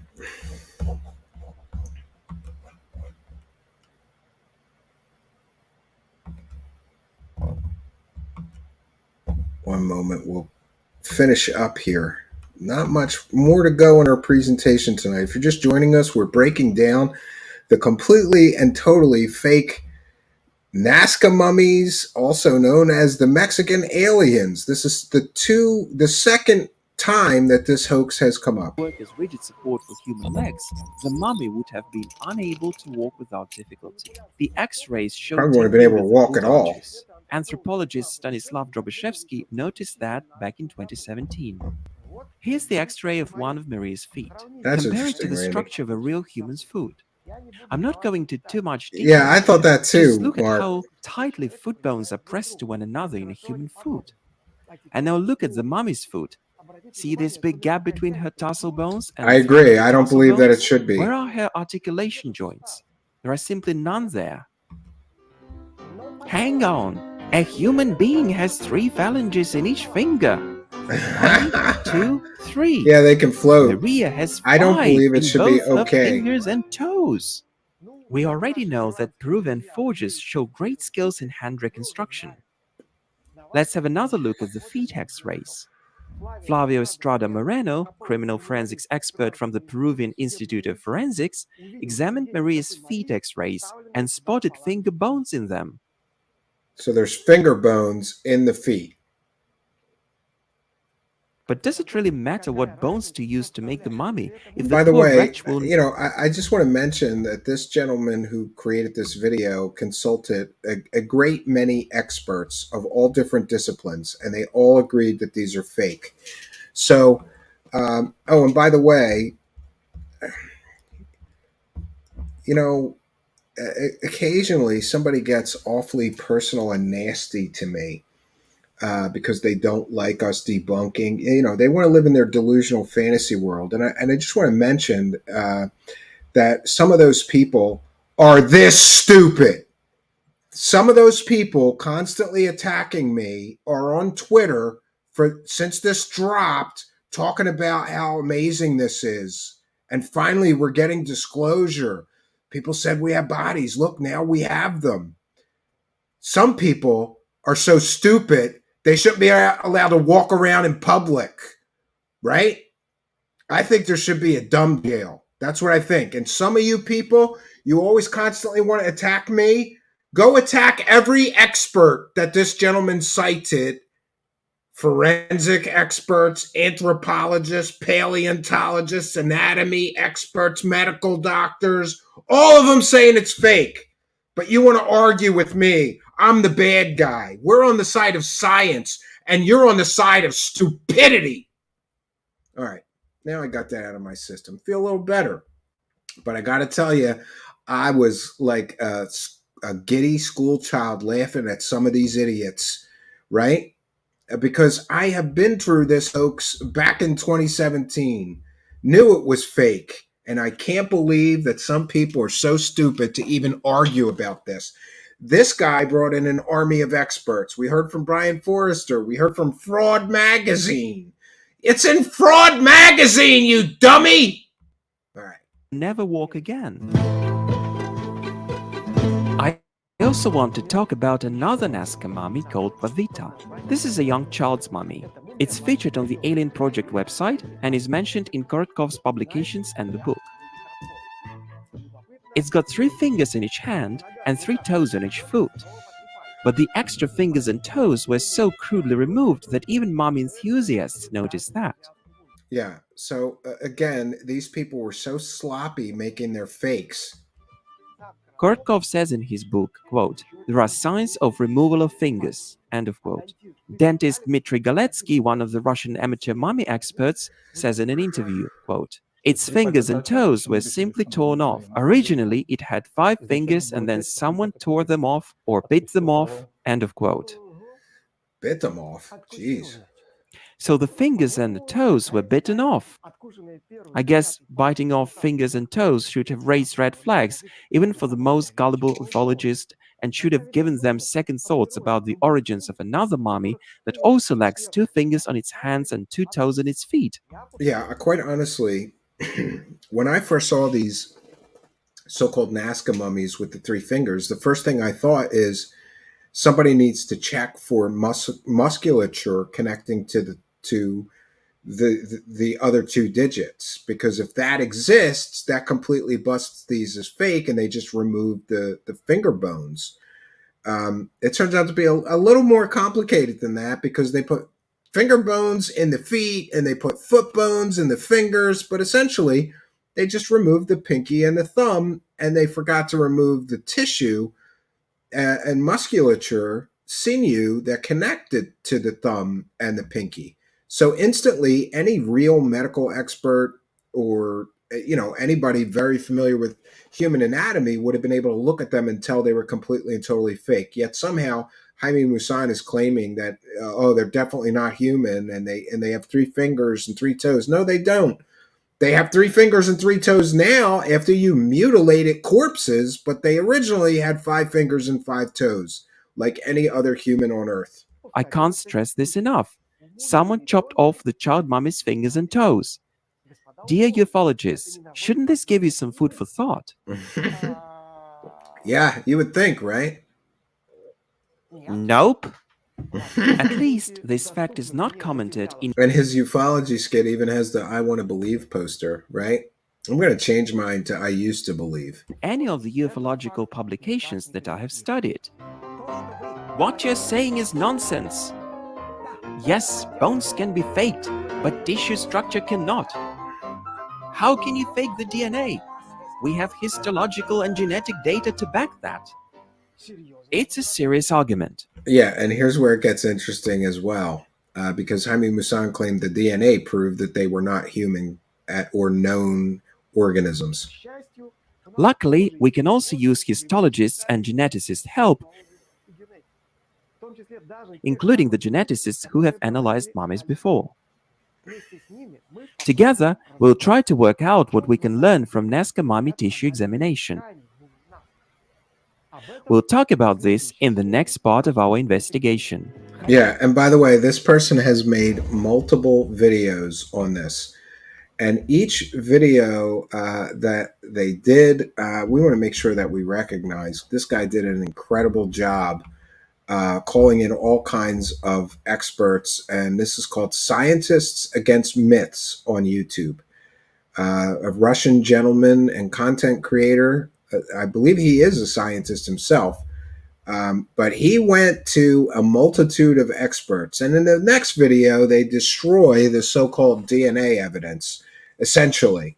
So, like I said, people love to argue. And you know what else people love to do? People love to do mental gymnastics, right? Well, just because the bones were a little problematic doesn't negate the DNA evidence. The DNA evidence is garbage. It's garbage. Who did this? Remember? Remember Gary Nolan? Who did this? This is garbage. Buzzbomb at 7445 says, just like the old mermaid carnival thing back in the day, a skilled taxidermist can come up with some wild looking stuff. Yeah. Look up the Fiji. Let's take a moment to recognize the history of some of this stuff. Because there is a well-known hoax made popular, very popular, by P.T. Barnum. And it was something called the Fiji Mermaid. And we'll take a moment in our presentation. Thank you for reminding me of that. I was going to include that, but we can certainly talk about that. The Fiji Mermaid, friends, was a carnival attraction. You would go to a carnival and there would be a tent, see the Fiji Mermaid. And you would pay your nickel or whatever it was back in the day, and you'd get to see P.T. Barnum's Fiji Mermaid. They traveled all over the country, all over Europe, all over everywhere. And eventually other people would copy this method. Oh, this one's one of my favorites. Yeah. Really creepy, right? These were reported to be mermaids. And if you had a nickel, or a penny, probably at the time, ages ago, you too could get in the tent and see the circus attraction or carnival attraction known as the Fiji Mermaid. Now, there were several different methods. I'm very familiar with these of constructing these, but the most common method is one that we see here. Let's see if we can't. Let's see if we can't. Oh no, no, it's not going to let me show it any bigger. We'll try it another way. I apologize. 1 second. All right, let's see if we can't grab that image and blow it up for you. I apologize. PG. So, the most common method, friends, of creating this circus attraction was to hold on here. Let me share this bigger. All right. So, we thank BuzzBomb for reminding us that all of these fakes and hoaxes go back. Go back. There's a long, long history of these, and it goes back quite probably to the Fiji mermaid. And the Fiji mermaid made huge amounts of money for some people. Um, and it's interesting to me how these were constructed. But at least no humans were harmed in the construction of this complete and totally fake mermaid. I mean, these were sold as like you're going to see a mermaid. Anybody in the live chat, unless you're already familiar with this, what's your best guess? How would you create a fake mermaid creature like this? Well, the part on the front may seem familiar. This one really does. Usually they did some modifications so it wasn't so obvious. But the way that these were constructed is to take a fish and the torso, arms, and head of a monkey. And people used various monkeys. I don't know if they killed the monkey to do this or they found a dead monkey somewhere. It's kind of sad. I like monkeys. Anyway, they would get a taxidermist to create this fraud using parts from a fish and a monkey and put them together. Then they would get a lot of colorful posters. And by the way, the posters never looked like what the actual creature looked like. The posters looked like a mermaid, your typical mermaid. And so the scam would be pay your penny, get in the tent, and you get to see the mermaid. And they would just have it in a glass case or whatever. Interestingly, these kind of sideshow attractions are becoming a thing of the past, and maybe that's a good thing. But I have fond memories of once getting scammed for 50 cents to see. I can't remember. It was a shaved down dog, an elephant dog. I don't know why I paid 50 cents, but I was at a carnival and there was a carnival display of see the elephant dog, which makes no sense. But anyway, it was a hairless dog. It was a gray looking hairless dog. It looked nothing like an elephant, but I got scammed for my 50 cents as a child. And that's kind of the thing. You almost don't mind if it's fun. The other time that I can distinctly remember feeling very uncomfortable is that I was at some kind of I was at a state fair, and there was big posters like "See the world's smallest woman" or something like that, and it was $1, I think, or maybe even $2. I think it was $2. It wasn't that long ago, and I got curious enough, so I paid the $2, and they put you in this little tent, and they pulled back the curtain, and there was just a little person standing there. And she wasn't even a particularly very small little person. She was just a little person. She had dwarfism or whatever causes that condition. And it was very uncomfortable because you get shuffled into this little room after you pay your $2, and then they just pull back the curtain and there's a person standing there, which made me feel very uncomfortable. And I mean, she was nice. I remember she said, "Do you have any questions?" or something like that. And some people ask questions, but I felt uncomfortable and I just wanted to leave because as soon as they pulled back the curtain, I realized this isn't the world's smallest woman. This is just an average sized little person, But then I realized that, maybe she has trouble finding a job. I hope they pay her well. I didn't mind giving up my $2. It is what it is.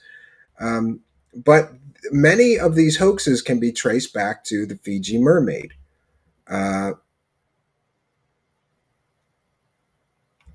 Yeah, Alien Scientist is here and says this was a clever psyop. Everyone wants to believe in aliens. Yes, and it was timed very well because we've got Dave Grush, former U.S. intelligence officer. By the way, we're up to 100 days now, everybody. Still not a shred of evidence of Dave Grush's claims. How many hundreds of thousands of dollars have been made from the Grush operation so far? And News Nation, certainly, they covered almost nothing but the Dave Grush UFO whistleblower story. I'm here to tell you, if you got no evidence, you ain't no whistleblower. So many of these hoaxes and stories can be traced back to the Fiji mermaid. And it's very similar. You just take some body parts and stick them together. This, however, was incredibly, if you ask me, incredibly damaging and incredibly slimy because it involved the desecration of human bodies. And I don't know about the rest of you, but even if I'm in a museum and there's a mummy, I feel bad for that person. It's a person, it's a human, and they got this human just laying in a glass case and people walking by gawking at it, taking pictures. If I had my way, those people would be reinterred, reburied, and left to rest in peace. Now, certainly, I agree that like scientific study is one thing. So maybe you dig up in an archaeological dig and you discover a mummy. Certainly, I would support study the mummy, the mummification, whatever you want to study, but then put it back in the ground or wherever you found it, someplace that human being can rest in peace. I'm not very superstitious, but I do kind of believe that I don't think that the soul of that individual can rest in peace while their body is not at rest. And I feel similarly towards all of the people that were hurt and had their bodies desecrated in this in this alien mummy hoax. Imagine if you were, deceased and somebody was doing that to your bones or your children's bones or your father's bones or your mother's bones or whatever. Imagine somebody digging up your deceased parents and then re-gluing their bones together. Let's put the leg bone in the foot bone, and let's put the finger bones in the feet, and we'll make leg bones into arms so the arms are longer and it looks more like an alien. It's horrific what these people did. And I, for one, believe that Jaime Maussan should face criminal charges for the desecration of human body or, I don't know, in our country, we have, it's called abuse of a corpse, right? And somebody should be criminally charged for this. They shouldn't get to just make money off of the desecration of human remains and abuse of the corpse, right? I, for one, was shocked and amazed when they wheeled these body parts into the Mexican Congress. And by the way, I have one more thing to share with you, which is of extreme importance for anybody stupid enough. And by the way, I know some show hosts that are stupid enough to support this Jaime Maussan hoax. And that's unfortunate. And by the way, of course, all the usual grifters like Jimmy Church, Christina Gomez, and others, thousands of viewers today while they pretended that this is anything but completely and totally fake. We support anybody talking about this situation as long as you're coming with and bringing the truth. Bring some data with you to show people exactly what these things were comprised of. But a great deal of show hosts today did the UFO circle jerk shuffle and sat there like idiots pretending, what if it's real? And then they showed Jaime Maussan's fake science, right? Oh, look, there's a brain in the skull casing in the MRI. It must be real. It was one piece. Brains aren't one piece in an MRI. There's multiple lobes, cerebellum, all kinds of pieces of the brain that you can see in an MRI. And by the way, I'm no doctor or anatomy expert, but this is what I've been told and read by experts that have examined Jaime Maussan's so-called evidence. So for this, the usual grift squad, the usual scammer grift squad, of course, they're going to run with this story and pretend it's real. And I think they knew that, like, people like me are going to come along and just destroy this. And by the way, to his credit, Darcy Weir also released those clips that we shared earlier where he busted it. But I wanted to give you a little more data rich, so that you could be sure. When I tell you these are fake, it's because I've got 100 experts in reference here looking at everything to tell you it's fake. And this, channel that we shared, I think did it the best job. That's why we wanted to bring it to you. Again, it's called Scientists Against Myths. He interviewed forensic experts. He interviewed medical doctors, anthropologists, paleontologists, animal anatomy experts, human anatomy experts. He had a ton of experts looking at this thing, and they're all coming back and saying this is fake. This is all fake. And by the way, in his next video, he completely blows apart Jaime Maussan's fakery and fraudery with the so-called DNA evidence. There is none. It's fake. But I was very disappointed today to see that the grifters win, because they're going to go get thousands of views pretending this is anything but a complete and total fraud by a man who spent 30 years faking things and frauding things. And by the way, this hoax made it into Fraud Magazine. It's in Fraud Magazine, you people still wondering if, well, it still could be real. Do some more mental gymnastics. No, it can't. And by the way, there's some more objections.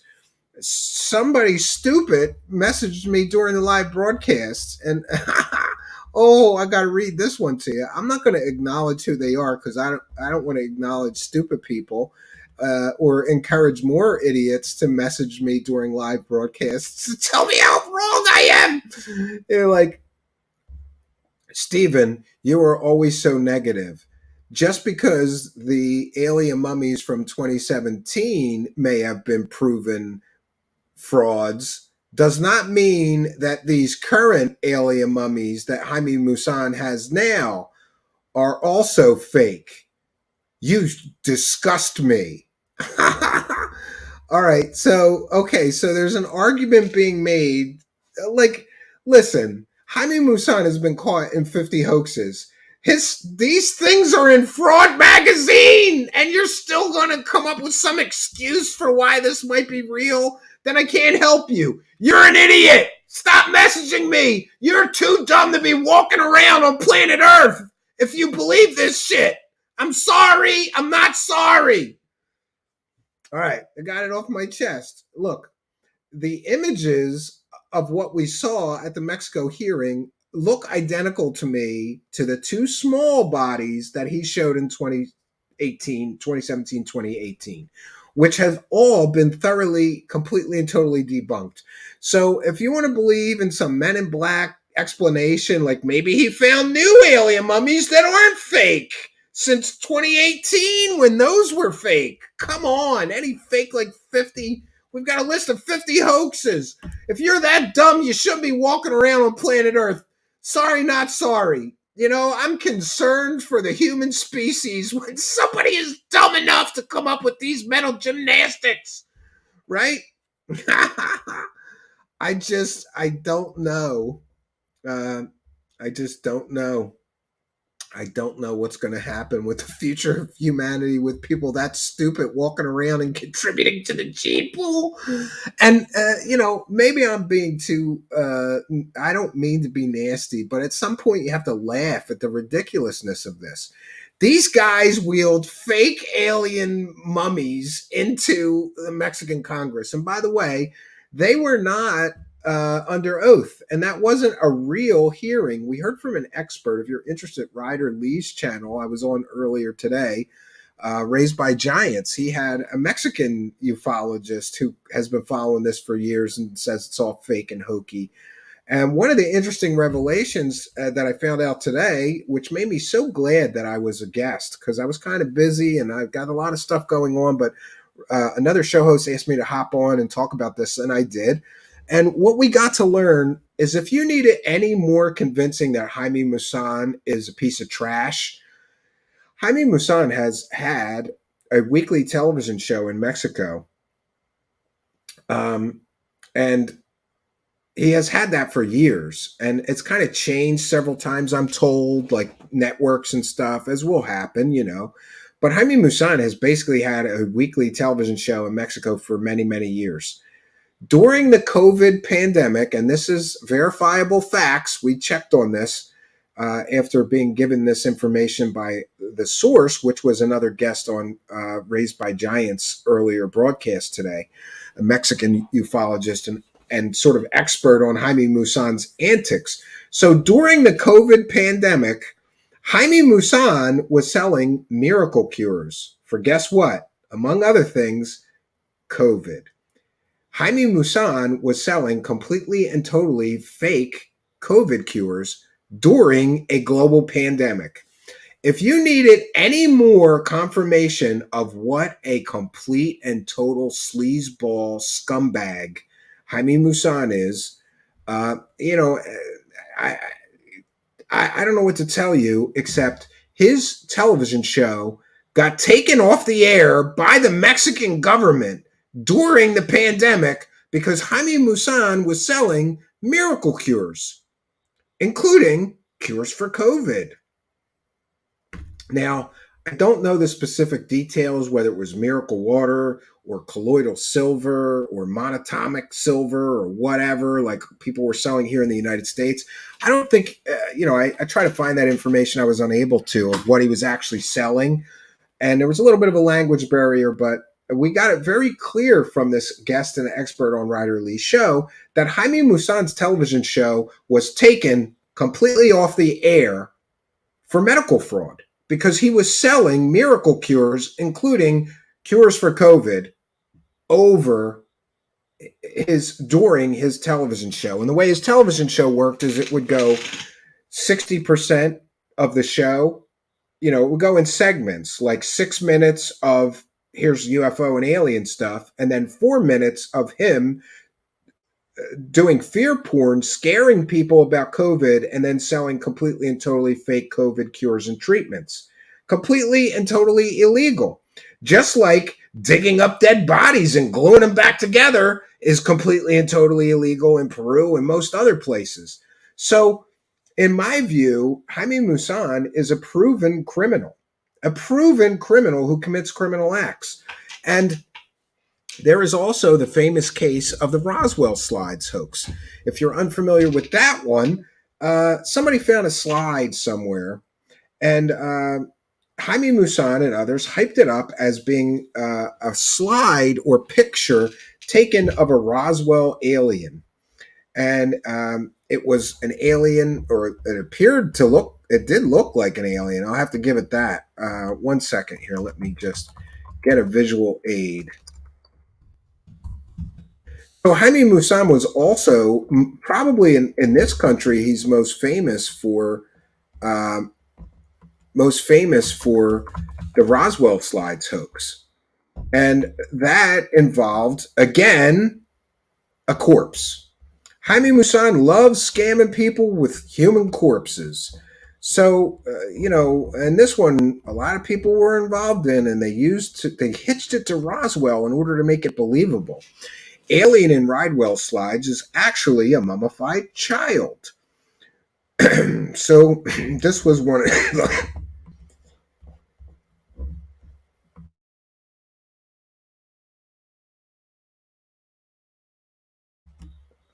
pardon me. So this was one of Jaime Maussan's previous hoaxes. And in this one, he collected, I'm told, hundreds of thousands of dollars in pay-per-view money. He hyped this human corpse up. It was actually not even the corpse. It was a picture of the corpse. He hyped this up as one of the bodies that were recovered during the Roswell UFO crash of 1947. And it's interesting that you see that placard.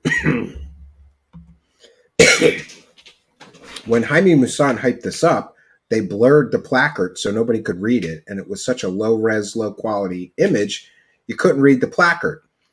As soon as the event took place, and at the live pay-per-view event, which I believe was $50 per person, that's why they were able to raise, hundreds of thousands of dollars. And they essentially sold out a stadium, I'm also told, of live attendees while they were doing this pay-per-view to reveal the Roswell slide of the so-called or alleged alien body from Roswell recovered in 1947. As soon as they released a higher quality image, within hours, somebody was able to read the placard. And what it said was mummified. I'm going from memory, so bear with me. Mummified body of a child recovered in, I think it was like 1897 or something.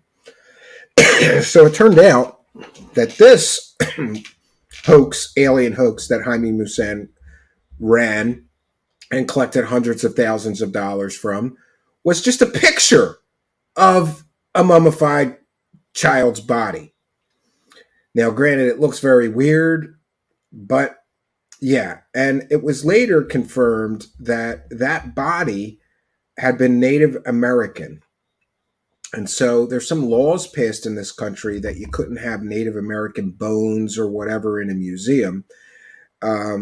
So I guess a happy ending to that corpse's story, that person, I should say, is not a corpse, was that that body was returned and interred to an Indian burial ground of its tribe, as is appropriate. So Jaime Maussan loves to scam people for alien money using human remains. At least in the last one, all he did was use a picture. But this one is the most despicable hoax, and he should be boycotted from the world of UFOs till the end of his days. Because in this one, friends, he desecrated a human body. And by the way, I should be clear. The people working with or for him desecrated a human body, gluing together all kinds of disconnected bones, maybe from multiple different human bodies, and jamming together animal bones as we saw detailed here. This is absolutely, completely, and totally despicable. And I think somebody should face criminal charges for this. Now, by the way, I was told by that person from Mexico on a show I was a guest on earlier today that the Peruvian government did an extensive investigation, but essentially they let it go. They let it go because these weren't real aliens or whatever. So nobody was held criminally responsible for the desecration of these human remains or abuse of corpse or for stealing pieces of culture and antiquities from the Peruvian government. I believe some of these bodies, these desecrated bodies, have been returned to Peru. I tried to find some more information on that, was completely unable to, but I was told by a Mexican ufologist that several of the bodies were returned to Peru. Hopefully, they got reburied, and I hope, I'm going to say a prayer tonight for all of the deceased humans, God rest their souls, that were abused, desecrated, and used and had their remains dug up, desecrated, disrespected, and abused to create this stupid hoax. Jaime Maussan and everybody supporting him should be completely and totally ashamed of themselves. Again, just imagine if that was your mother's bones, your father's bones, or who cares, your 10,000-year-old ancestor's bones. You don't do that to a human body. You don't mess with that. And like I said, we got the grifter squad running around pretending this is real. Do you know Chris Lido did a show pretending this was real? Chris Lido has lost his goddamn mind. There, I said it for you in case you're afraid to say it out loud. Chris Lido used to be considered a pretty credible person. He's lost his goddamn mind. And you know what? It's all this fake disclosure being pumped at us 24/7. It's enough to make anybody just start believing everything, I guess. But we've got Chris Lito losing his mind. We got Jimmy Church and Christina Gomez covering this like it's pretending it's real. There were a few people, including Darcy Weir, besides me, who stood up and said, "Come on, guys, this is completely and totally fake." I think some other people did shows showing how fake this was, but I really think that we probably did the most comprehensive job here. I try to bring you as much data to support the absolute scientific conclusion that these are completely and totally fake. I'm sure some stupid people will still argue with me. I don't have time for you. I've evaluated all the available data that I can. And when you've got all these different experts from all these different scientific fields all concurring at least on one thing, these aren't real, they're fake, they're constructs made out of human body parts and animal bones, you can be pretty sure that it doesn't matter what Jaime Maussan's fake science website is lying to you about. Go to the independent experts that Jaime Maussan is not paying. Listen to what they say. You do have to trust science sometimes. And yeah, I agree. So we'll take some questions and comments from the live chat. I like Lito, but he's not objective enough about this issue. I agree. Yeah, I agree. Mark D. Truthseeker says we should start an online petition to get the aliens reburied. I would more than be willing to support that, Mark. You go to one of those sites and set it up, and I'll pump it every show. And I'll contact other show hosts to do that. Let's see if we can force their hand to put these souls to rest. It's not fair what happened to them. It's not fair to their families, their descendants, their ancestors. This is garbage that they're allowed to do this. How do you like Peru bottled water? Always wanted to go. Yeah, one thing I can tell you is if you're going to travel anywhere in Mexico or South America, don't drink any water and don't consume anything with ice in it. I know many people who have made that mistake because the ice is made from the local water. So you think you're doing a good thing, drinking bottled water, but then you have a drink with ice in it or a margarita or something. And boy, those parasites that you're not used to, for some reason, the people there are just used to them, so the water doesn't affect them. But if you're a foreigner, ooh, boy, you're going to have a tough time for a couple of days while your body adjusts to that. Yeah, Randy is asking, will Jaime face child predator charges for his fake mummies? I really don't know. I would hope that somebody would face some criminal charges. After all, we do have a convicted con artist that apparently discovered the bodies. Yeah, don't let that affect. And I love the people doing mental gymnastics. You tell them, like, a convicted con artist is the person that found these. Well, that doesn't mean they're fake. That doesn't absolutely automatically mean they're fake. Like, the level of mental gymnastics people are doing because they desperately want to believe this is just ridiculous level. And I understand, but we saw in that example, like, people are saying, well, just because the 2017 mummies were fake doesn't mean these are. These might be new ones. These might be real. Like, okay, dummy. I can't. Yeah. Chris was all chips in on this. Sad. Yeah. I mean, I think, I'm not sure. I think I might have used to listen to him once in a while, and he was a lot more grounded a few years ago. When I see him now, I go, what happened? Right? I don't know what happened. He lost the script, Thin Lizzie Borden says, it's just harmful to the indigenous people, like ancient aliens. Yeah, take away all the indigenous people's accomplishments in the ancient world and just say, hey, it couldn't have been those stupid hairless apes from the past, right? It had to be aliens, right? It had to be aliens. And 50,000 Bees says, I like Lito, but he's not objective enough about this issue. I agree. But here's the thing.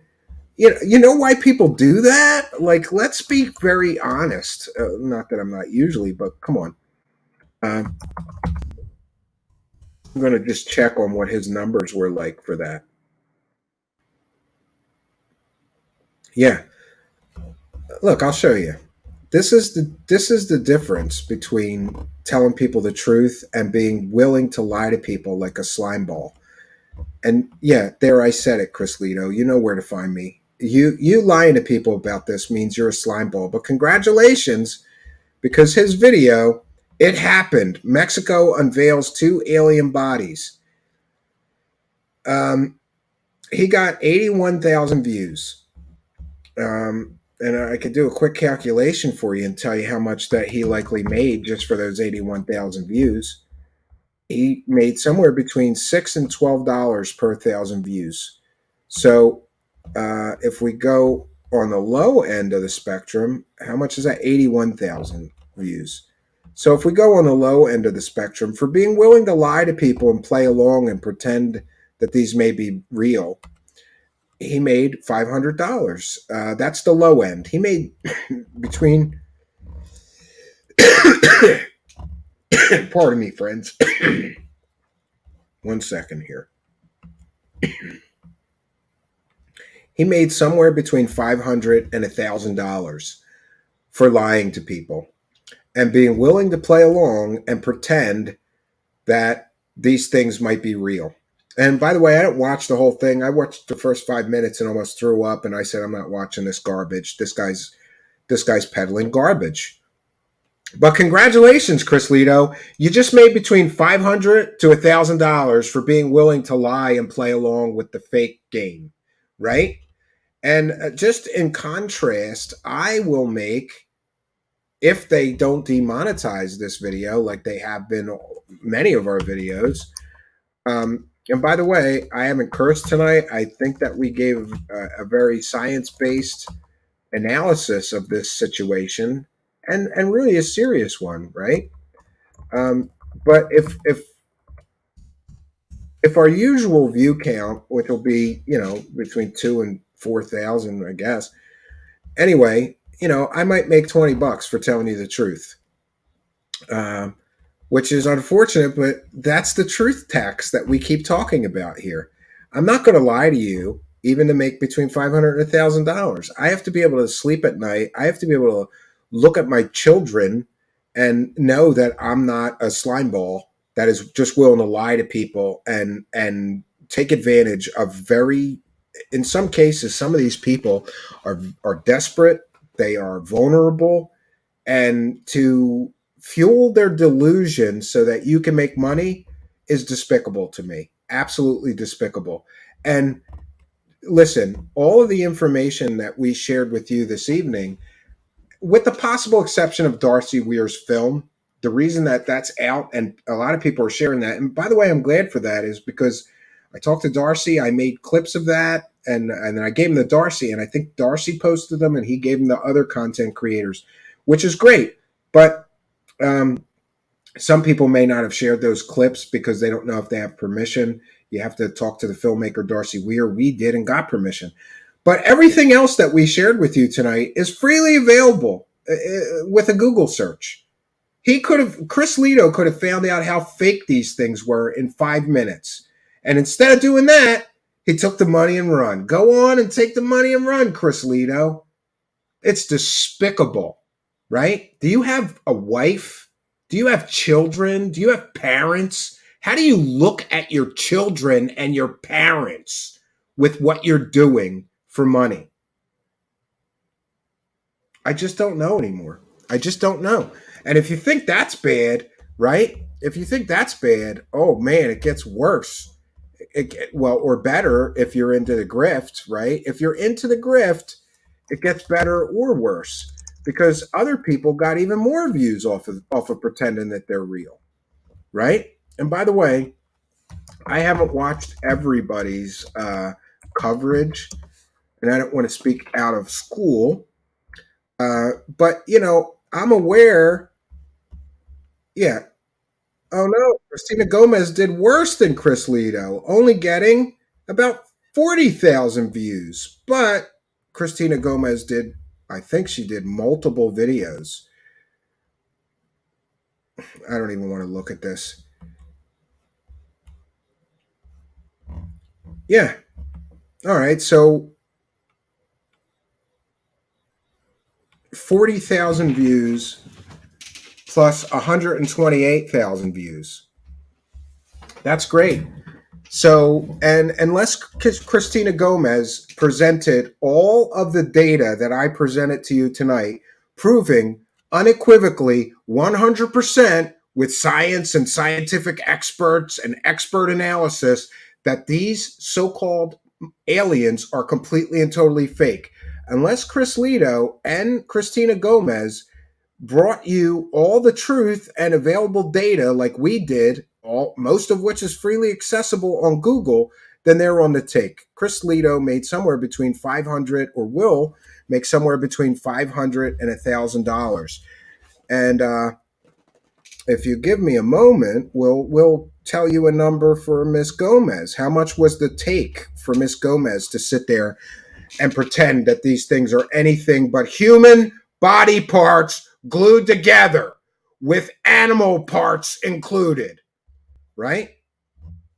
So she got 128,000 from one of her videos, and she got 37,000 from another of her videos, which brings her 1,000 count for monetized YouTube videos up to 165. Now, again, she'll get somewhere between $6 and $1,000, or excuse me, $6 and $12. Last I checked, depending on her CPM rate, she'll get somewhere between $6 and $12 per 1,000 monetized views. So if we go on the low end, Miss Gomez made $1,000.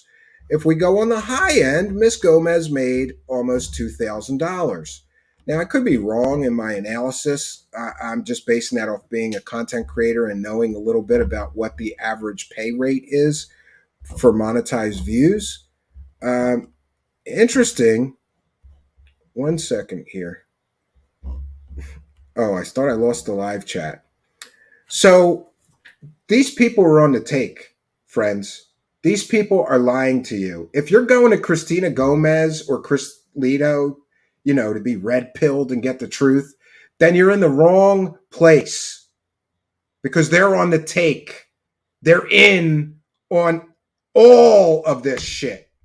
If somebody's selling a fake story, people like Gomez and Jimmy Church and Lito and so many others are right there to get their piece of it.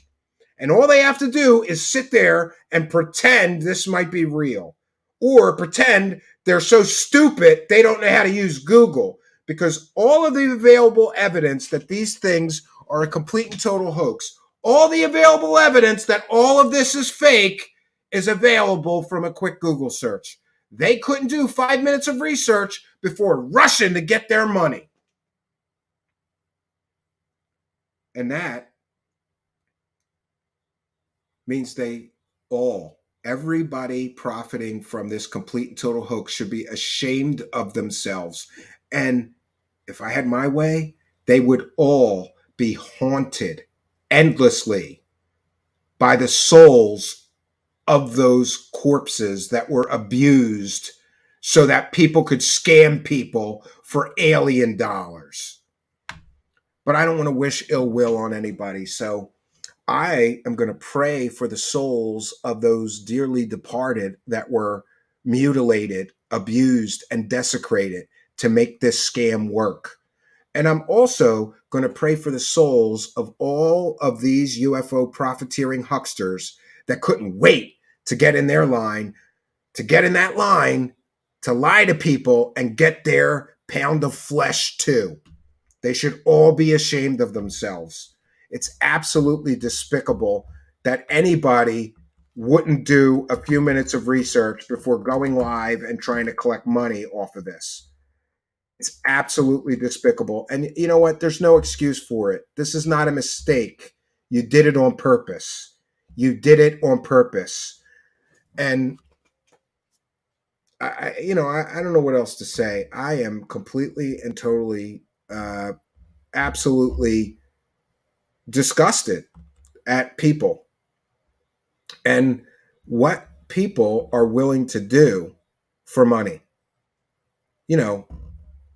Like, I don't understand. Like, do you get up in the morning and look at yourself in the mirror or at the end of the day, that's a better way to explain this. Like at the end of the day, if you're one of those people that's on the take and is literally profiting, you, Christina Gomez and Chris Lito, you're profiting from the desecration of human bodies. Do you look at yourself in the mirror at the end of the day and go, I did a great job today lying to people about those alien mummies that were really made from desecrated, abused corpses of human beings? I did a great job doing that today and making a lot of money lying to people and helping sell a complete and total lie. I did a great job today doing that. Good for you guys. I hope you're proud of yourselves profiting from the desecration of human remains. Anyone who does that should be immediately blackballed from being a content creator. Anybody who does that should be immediately blackballed from any conversation. And by the way, I don't believe in cancel culture, but in this case, I do. If you're okay with making money from desecrated, mutilated human corpses, then you deserve to be canceled. And what about the powers that be? Is it just okay that people are all making money off of desecrated human corpses and lying about them? I guess so. And interestingly, I'm going to check in on one other thing here. So far, our monetization for this video is still on, so I might make $12 for telling you guys the truth. But you know what? Tonight, when I look at myself in the mirror while getting ready to go to bed, I can say to myself, you did a good job today, Stephen, telling people the truth about those poor, desecrated human bodies that were abused and mutilated so that scumballs could make money pushing a fake alien hoax. But you, Stephen, stood up for the truth. You, Stephen, stood up for science. You can sleep well tonight. Can those others say the same? I don't believe they honestly can. And they should immediately, and by the way, I do believe in a road to redemption. Some people have gone too far into the grift and are never coming back. Some of the examples I mentioned may be two of those people that aren't coming back from the dark side of the grift. But I'll still pray for them, and I'll still wish them a road to redemption, as I wish any man a road to redemption who has done something wrong. But how wrong is this? How disgusting and despicable is this? It is absolutely unconscionable that somebody would just think this is okay. Wow, we're getting lots of views off of this, right? And they get their disclosure boners and they see the view counts rising. You know, we're doing great here, lying to people. We're doing great here. Oh, you're right, B. Baker. Yeah. Actually, I have a little project if anybody's really feeling ambitious, because I can't sit through it. But if anybody wants to sit through Christina Gomez's 2 videos and count up how many dollars she got in super chats, and somebody wants to sit through Chris Lito's broadcast and see how much he got in super chats, we have to add that to their takes, and we'll do an update on it. B. Baker reminding me, think of the super chats and other payment method Gomez and Lito get each show too. Yeah, sign up for my Patreon. We'll give you a special extra video about the alien bodies. Send me some PayPal. Get behind my paywall. Absolutely despicable. And by the way, I'm going to cut this portion of the show into a separate video because I think it's that important, right? Somebody should tell the truth about these vultures among us. That's what you are. If you're profiting from mutilated human remains and lies, then you're a vulture and you deserve to be exposed. Yeah, Patty says exactly, B. Baker, correct. We don't know how much money they actually got or they finally got. Yeah. Randy says the dark side is easy and more seductive path to hell. Yeah, I believe that. I want to take a moment to remind you of our new distribution partner, and sponsor, and that would be pill.net. What is pill.net? Well, I can tell you that pill.net is a free speech platform. There's no censorship, and there's no demonetization. You could say anything, they won't demonetize you. You could say anything, they won't censor you. There's no thought police over there. It's called pill.net, www.pill.net. And I have to say, they were looking for new content creators. I don't know how they found me, but I'm glad that they did, because I'm enjoying our time over there. For those unaware, if you are a content creator, you could go to pill.net, sign up for an account, and ask to be a creator. They got to flip a switch. I may be able to help you with that. But once they do, you're instantly a content creator over there, and you can start praising the cash, which is our slang for making money. There's all kinds of monetization options, subscriptions. People can just give you donations. They have their own form of currency. It's called gold pills. Kind of goes with the theme. But you can pull it out as cash with a Stripe account anytime you wish. I'm enjoying our time over there, and we're making money over there. It's a new distribution platform if you're a content creator. And again, censorship free. What's not to like? I've enjoyed my time over there. Here's a quick video about pill.net. I encourage you to check it out. Welcome to pill.net. We aren't just another social media platform. We are the home of free speech. Pill.net offers people a place to share their thoughts, ideas, and content without the threat of censorship. With live streaming, uploaded content, social media posting, and more, Pill.net goes the extra mile by introducing innovative features like mobile push notifications that keep you connected without relying on big tech app stores. These notifications allow creators to instantly alert their audience when they're live or have posted new content, ensuring that your message reaches the right audience at the right time. Plus, with monetization available from day one, you can turn your passion into earnings right from the get-go. Donations and subscription options make it easier than ever to earn income with your content. And it doesn't stop there. Pill.net is constantly evolving to meet your needs. Our updated direct messaging system makes it easier than ever for content creators to engage with people privately. Anyone can also go start their own group chats with friends. Pill.net is more than just a platform. It's a lively community where everyone's voice counts. Make your account today and let our team welcome you to Pill.net. Free speech lives here. Free speech lives here. Imagine that. So they're sort of a new platform, but they've been working on it since 2018. www.pill.net. Check it out. And when you do, if you sign up, they'll ask you who referred you. Please put my name in there. And by the way, I don't get I don't get a commission for every user. I just like them to know that we appreciate what they've done for us. And in return, we're trying to promote them as they're looking to expand their user base. I just want them to know that we're sending users there. And once there, look me up and follow me. And hey, I apologize because somehow I missed a bunch of super chats, which is apt to happen.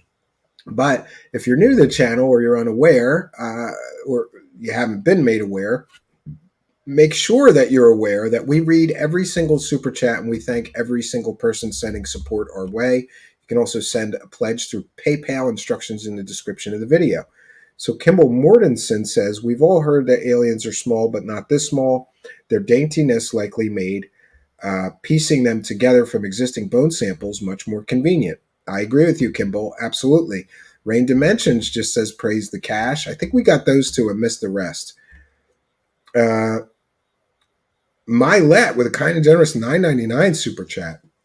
And by the way, what I just showed you guys about how people are making $500 to $1,000 or $1,000 to $2,000 lying to everybody, and we're going to make $12 in ad revenue. That's just ad revenue. The super chats are a separate income source, and we thank all of you because you make up the difference. We're not going to lie to people, and we appreciate those that appreciate us telling people the truth and trying to do our very best to do this the honest way. So Mylet with a kind and generous $9.99 super chat says, thanks for keeping me from going all in on this. How did these aliens breathe with no lungs? I missed that. That's a very good, I didn't see any lungs in the MRIs.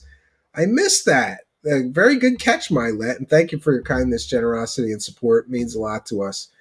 And we have Scrub J93 with a kind and generous $10 super chat who says, push the like button for Steven. Yeah, please smash it like it's hot. Hit that like button. It really does help. We appreciate you, Scrub J93. Thanks for kindness, generosity, and support. Wackadoodle Palooza continues. Thanks for the work you're doing. You've clearly taken a lot of time to research this. Yeah, I've researched this before. 50,000 bees with a kind and generous $5. And then I had to research it just to make sure that I wasn't remembering things. But thank you, 50,000 bees, for your acknowledgement of our excellent research efforts here and for your kindness, generosity, and support. It means a lot to us. Anthony Peterson, thanks for the expose, but I still want to believe. Yeah, I still want to believe. But I'm getting to the point where I just say I used to believe. But thank you, Anthony Peterson, longtime show supporter, for your kindness, generosity, and support. Then we've got Chris Holmes, Skinny Zach Zumach, for a kind and generous $2, says, I bow to our penguin overlords. Yes, the penguin. That's what they called it, the penguin, artificial creature they created. Interesting experiment there. But thank you, Chris Holmes, Skinny Chad Zumach, for your kindness, generosity, and support. 50,000 bees with a kind and generous $5 says, real journalism is dead. No other news source reporting on this has done this basic research you have presented here. Thank you, sir. Oh, we thank you for your kindness, generosity, and support, and your acknowledgement that we're doing a good job. Every once in a while, I start feeling down about this. I got to tell you, I have my moments. Remember, I told you I've had a terrible day today, but I'm feeling better. It's getting better. Thanks to you guys. No place I'd rather be. Thank you, 50,000 bees. Very generous of you. Jaime and Joy refer to the bodies as one and the same as the 2017 bodies. Oh, really? Yeah. So I can tell that person that's arguing with me that maybe the 2017 alien mummies were completely fake, but these are new alien mummies that aren't fake, that they're completely and totally wrong. Thank you, Rain Dimensions. They even attempt to rebut the debunkers, so that person is wrong. Thank you for your kindness, generosity, and support. Much, much appreciated. Then we have Trolly Troll Troll, my favorite investor. When he's doing well, we're doing well. And thank you. Trolly Troll Troll says, I broke even today. Well, thanks for the $5. We appreciate you. Thanks for appreciating us, all of you. We appreciate all of you, by the way. And just so everybody's aware, we read every single super chat. And if I forget, somebody remind me. We don't want to forget those things, though, because this is important to us. Supporting, just at least recognizing those who support us. By the way, I'm aware of many different show hosts that don't even read the super chats, which I can't believe that people would sit there and some of these bigger shows, they collect thousands of dollars. They don't even stop for a moment and just thank the people that are sending in super chats. Do you know what I mean? Like, they don't even give a general, oh, thanks for the super chats, guys. Can't believe it. But that's what happens. I'm checking in quickly with the PayPal pledges. By the way, if you send a PayPal pledge, please add a note. There's a little button to add a note, and we just want to acknowledge initials AM for kind and generous 957 PayPal pledge. Thank you for your kindness, generosity, and support, and we want to thank Maria for kind and generous $25 PayPal pledge. Thank you for your kindness, generosity, and support. And Maria says, great work on crushing Grush. Keep it up. Oh, no, I'm not trying to crush him. I'm just trying to figure out if he's telling the truth or if he's just another in the long line of people that you should not trust when they're telling you stories. We have detailed previously on our show 14, count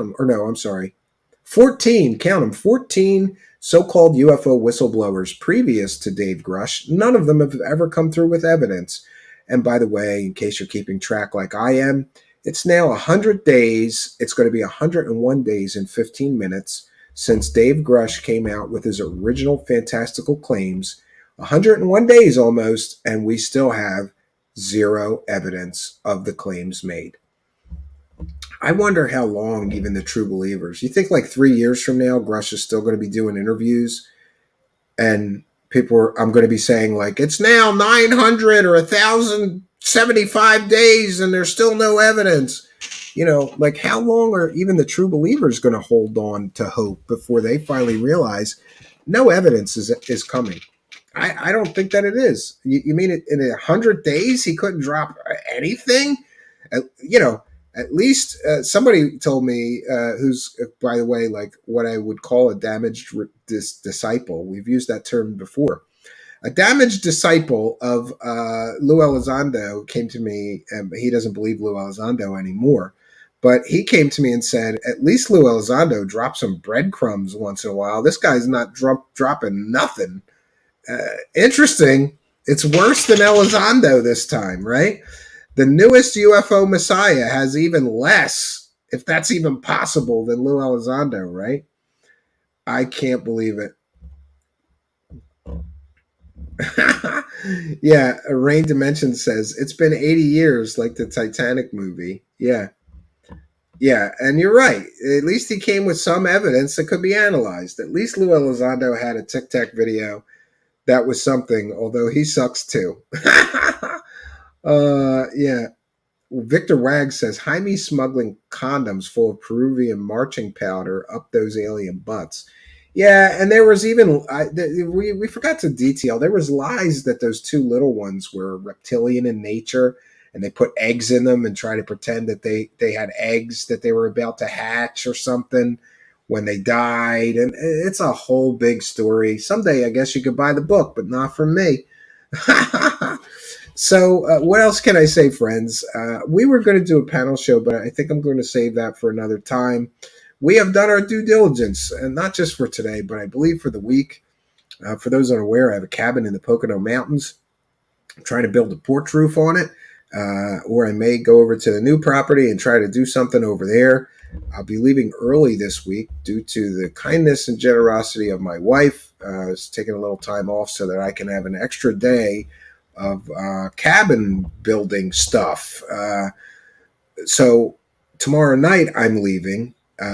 There will be, you can check our video section here. There's going to be a premiere tomorrow night. I did a video. I did a long interview not long ago. Some time ago, though, a couple weeks ago, with Chad of a channel called Open Your Reality, which is interesting because Chad's channel is totally woo. And he contacted me to do an interview, and I go, do you know who I am? And he goes, yeah, I want you to talk about like the scammy side of stuff. And I go, okay. So, but interestingly, he's an interesting guy.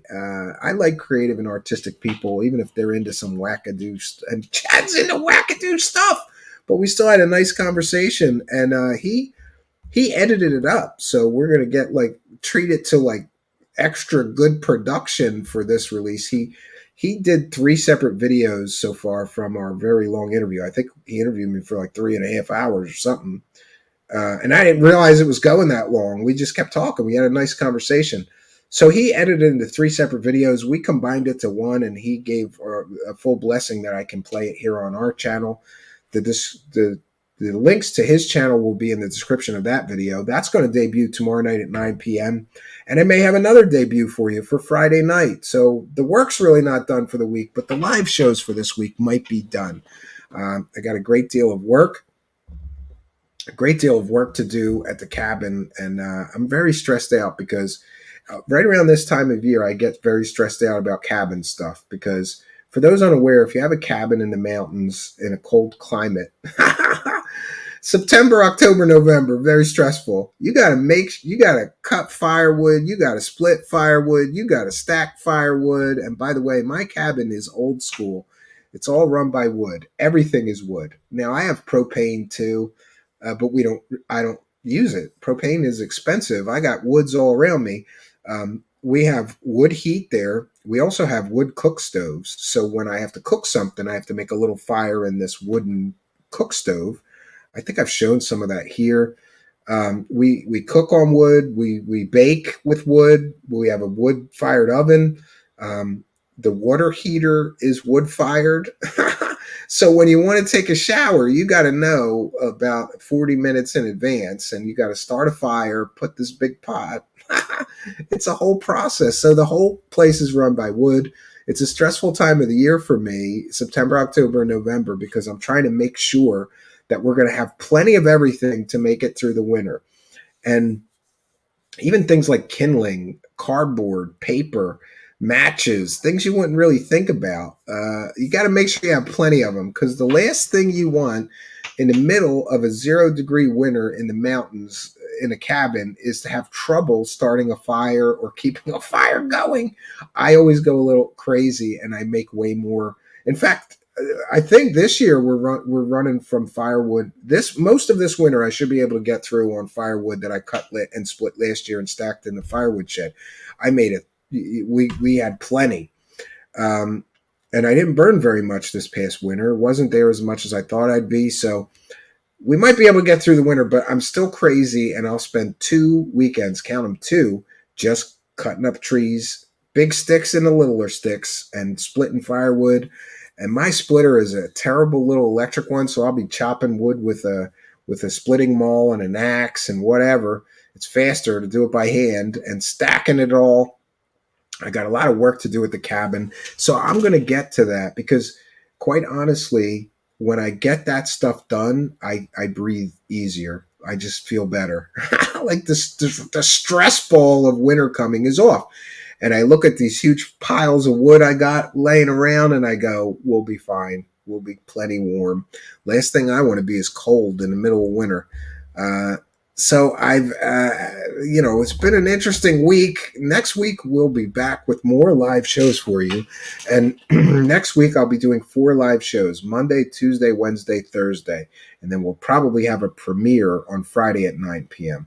So what we're going to try to do is Monday through Friday, there's something here at 9 p.m. And tomorrow night, 9 p.m. Eastern, will be our next show. It's pre-recorded, but I'll be with you in spirit while I'm driving to the cabin. I may not make it exactly when the premiere starts. I might not get to the cabin until 9:30 or 10. But if I miss the live chat, our moderators will be there to thank any of you kind and generous super chatters or whatever. But I think I should be. I might be a little late, but hopefully I'll get to the cabin in time. All the traffic from the summer is gone, so I've been getting there a lot quicker.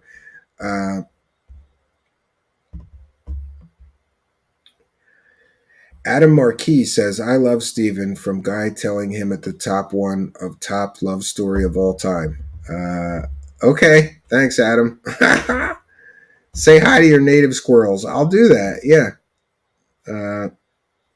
We finally get some rains around here. Yeah, we got rain all weekend at the cabin last week. Best time of the year is spring and fall. I agree with you. It's the season cooling off. Yeah. I agree with you. Mark D. Truthseekers must be a firewood guy. He says, rule 1 is if you think you have enough firewood, double it. Yeah. Do you have an alarm like communion cabin? Yeah, I have some security systems there just in case. Yeah, I do, troll, but I use a different method than most people. I cut standing dead trees, which means they've already been seasoning in the woods for years. And they're dead. I cut the dead trees down, and then I cut them up. They're already seasoned, so you really don't have. If you're cutting standing dead, you really don't need to do that. If you're cutting green live trees, you do. But I prefer to just cut standing dead trees. They're already dead. You might as well use them, right? Shut up, VLR78. Hope you catch some fish. Yeah, for those unaware, my kid is killing me. He caught 6 fish. I caught 1. Over 2 weekends. One weekend I caught nothing the whole weekend.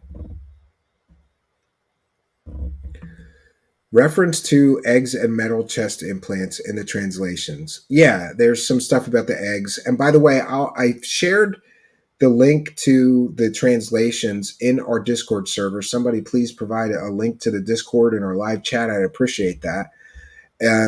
I'll be sharing that in the description of the video shortly after broadcast this evening. So, friends, we have done our due diligence. I want to say in closing that I hope everybody says a prayer. Say a prayer.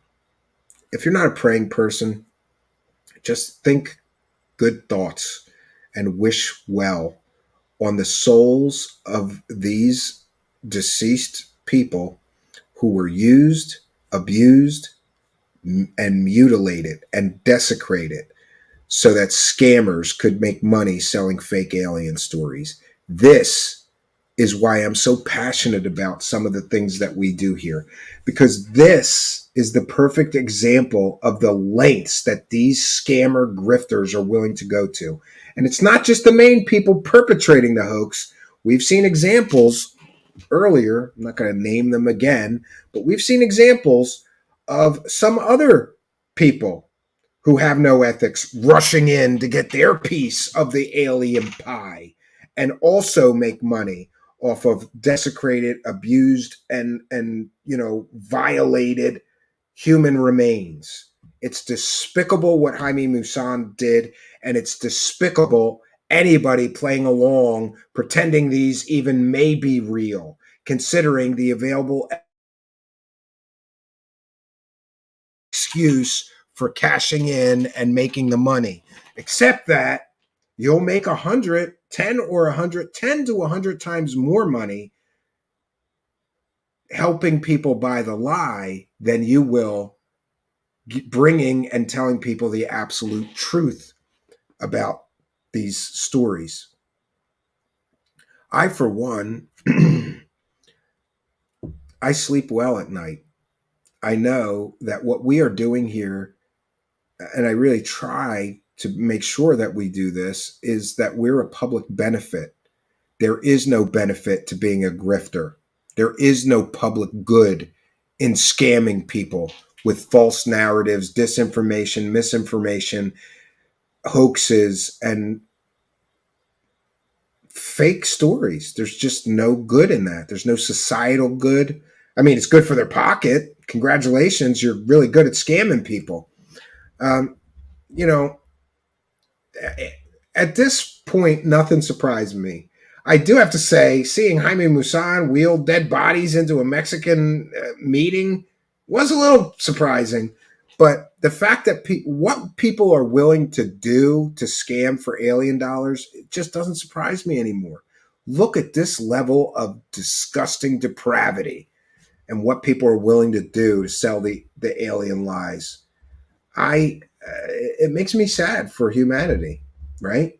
I mean, I'm sure there's evil among every intelligent species, but sometimes I think that humans are great at one thing, and that is doing evil. Look at all the wars, look at all the people taking advantage of people and the trafficking and everything else going on in our world. Humans are excellent at one thing, doing harm to others for their own benefit. And that makes me sad. You know, I have children. I often wonder if I would have known how how tumultuous and strange and weird and dangerous the world would get, would I still decide to have children? And I honestly, I can't answer that question. I mean, knowing them now, I wouldn't have it any other way, but you know, it's become a strange world, right? So we've done our due diligence, friends, and I want to thank each and every one of you for joining us, especially you new subscribers. We're seeing quite an intake in new subscribers, so welcome new subscribers. I'm glad that you found us. Thanks for smashing that like button. If you're new and you haven't done that yet, please be sure to like, comment, subscribe, and share these videos because it really does help us. It helps us with engagement here. It helps us with the YouTube algorithm to find more viewers. And we appreciate all of you that I see sharing these videos on your social media. That really does help. And a call to action. Come back and watch one more. Maybe not tonight, but maybe tomorrow while you're working, driving, doing whatever you're doing. Come back and watch one more of our live shows. There's hundreds of them in there, and that really does help because apparently YouTube turns up the algorithm when they see people coming back and watching another one after watching one. Maybe that's what's working for us, but we appear to be jumping in subscribers. We thank all of you for helping us to find new viewers. We want to thank our chat room moderators. We want to thank Mr. Ian, the man with the golden voice. We want to thank all of you kind of generous benefactors, you Patreon supporters, Twitch subscribers. I have to remember to say this now. You people on pill.net throwing money at us with those gold pills. You YouTube channel members, super chatters, PayPal pledgers, super sticker purchasers, and of course you super thanks people. I don't know if you know that, but you could throw a couple bucks in our hat. Even after the live broadcast ends, just hit that thanks button. And we'll be starting to, we'll be reading all the super thanks now that I know how to do that. We acknowledge and thank all of you kind and generous benefactors. You make this possible. We have the PBS model here, but we don't have any things like mugs to send you. But we're working on that. So what else can I say, friends? That's all I got for you. I want to thank all of you for joining us. I'll be back tomorrow night, at least some digital version of me will, here at 9 p.m. Eastern Standard Time. I think it's a pretty interesting conversation. I hope you enjoy it. I'll try to be in the live chat. So that's all I got for you, friends. Until next time, my name is Stephen Cambion. Good night, and God bless all of you, especially the souls of all of those deceased people who were affected by this hoax. Good night, and God bless all of you.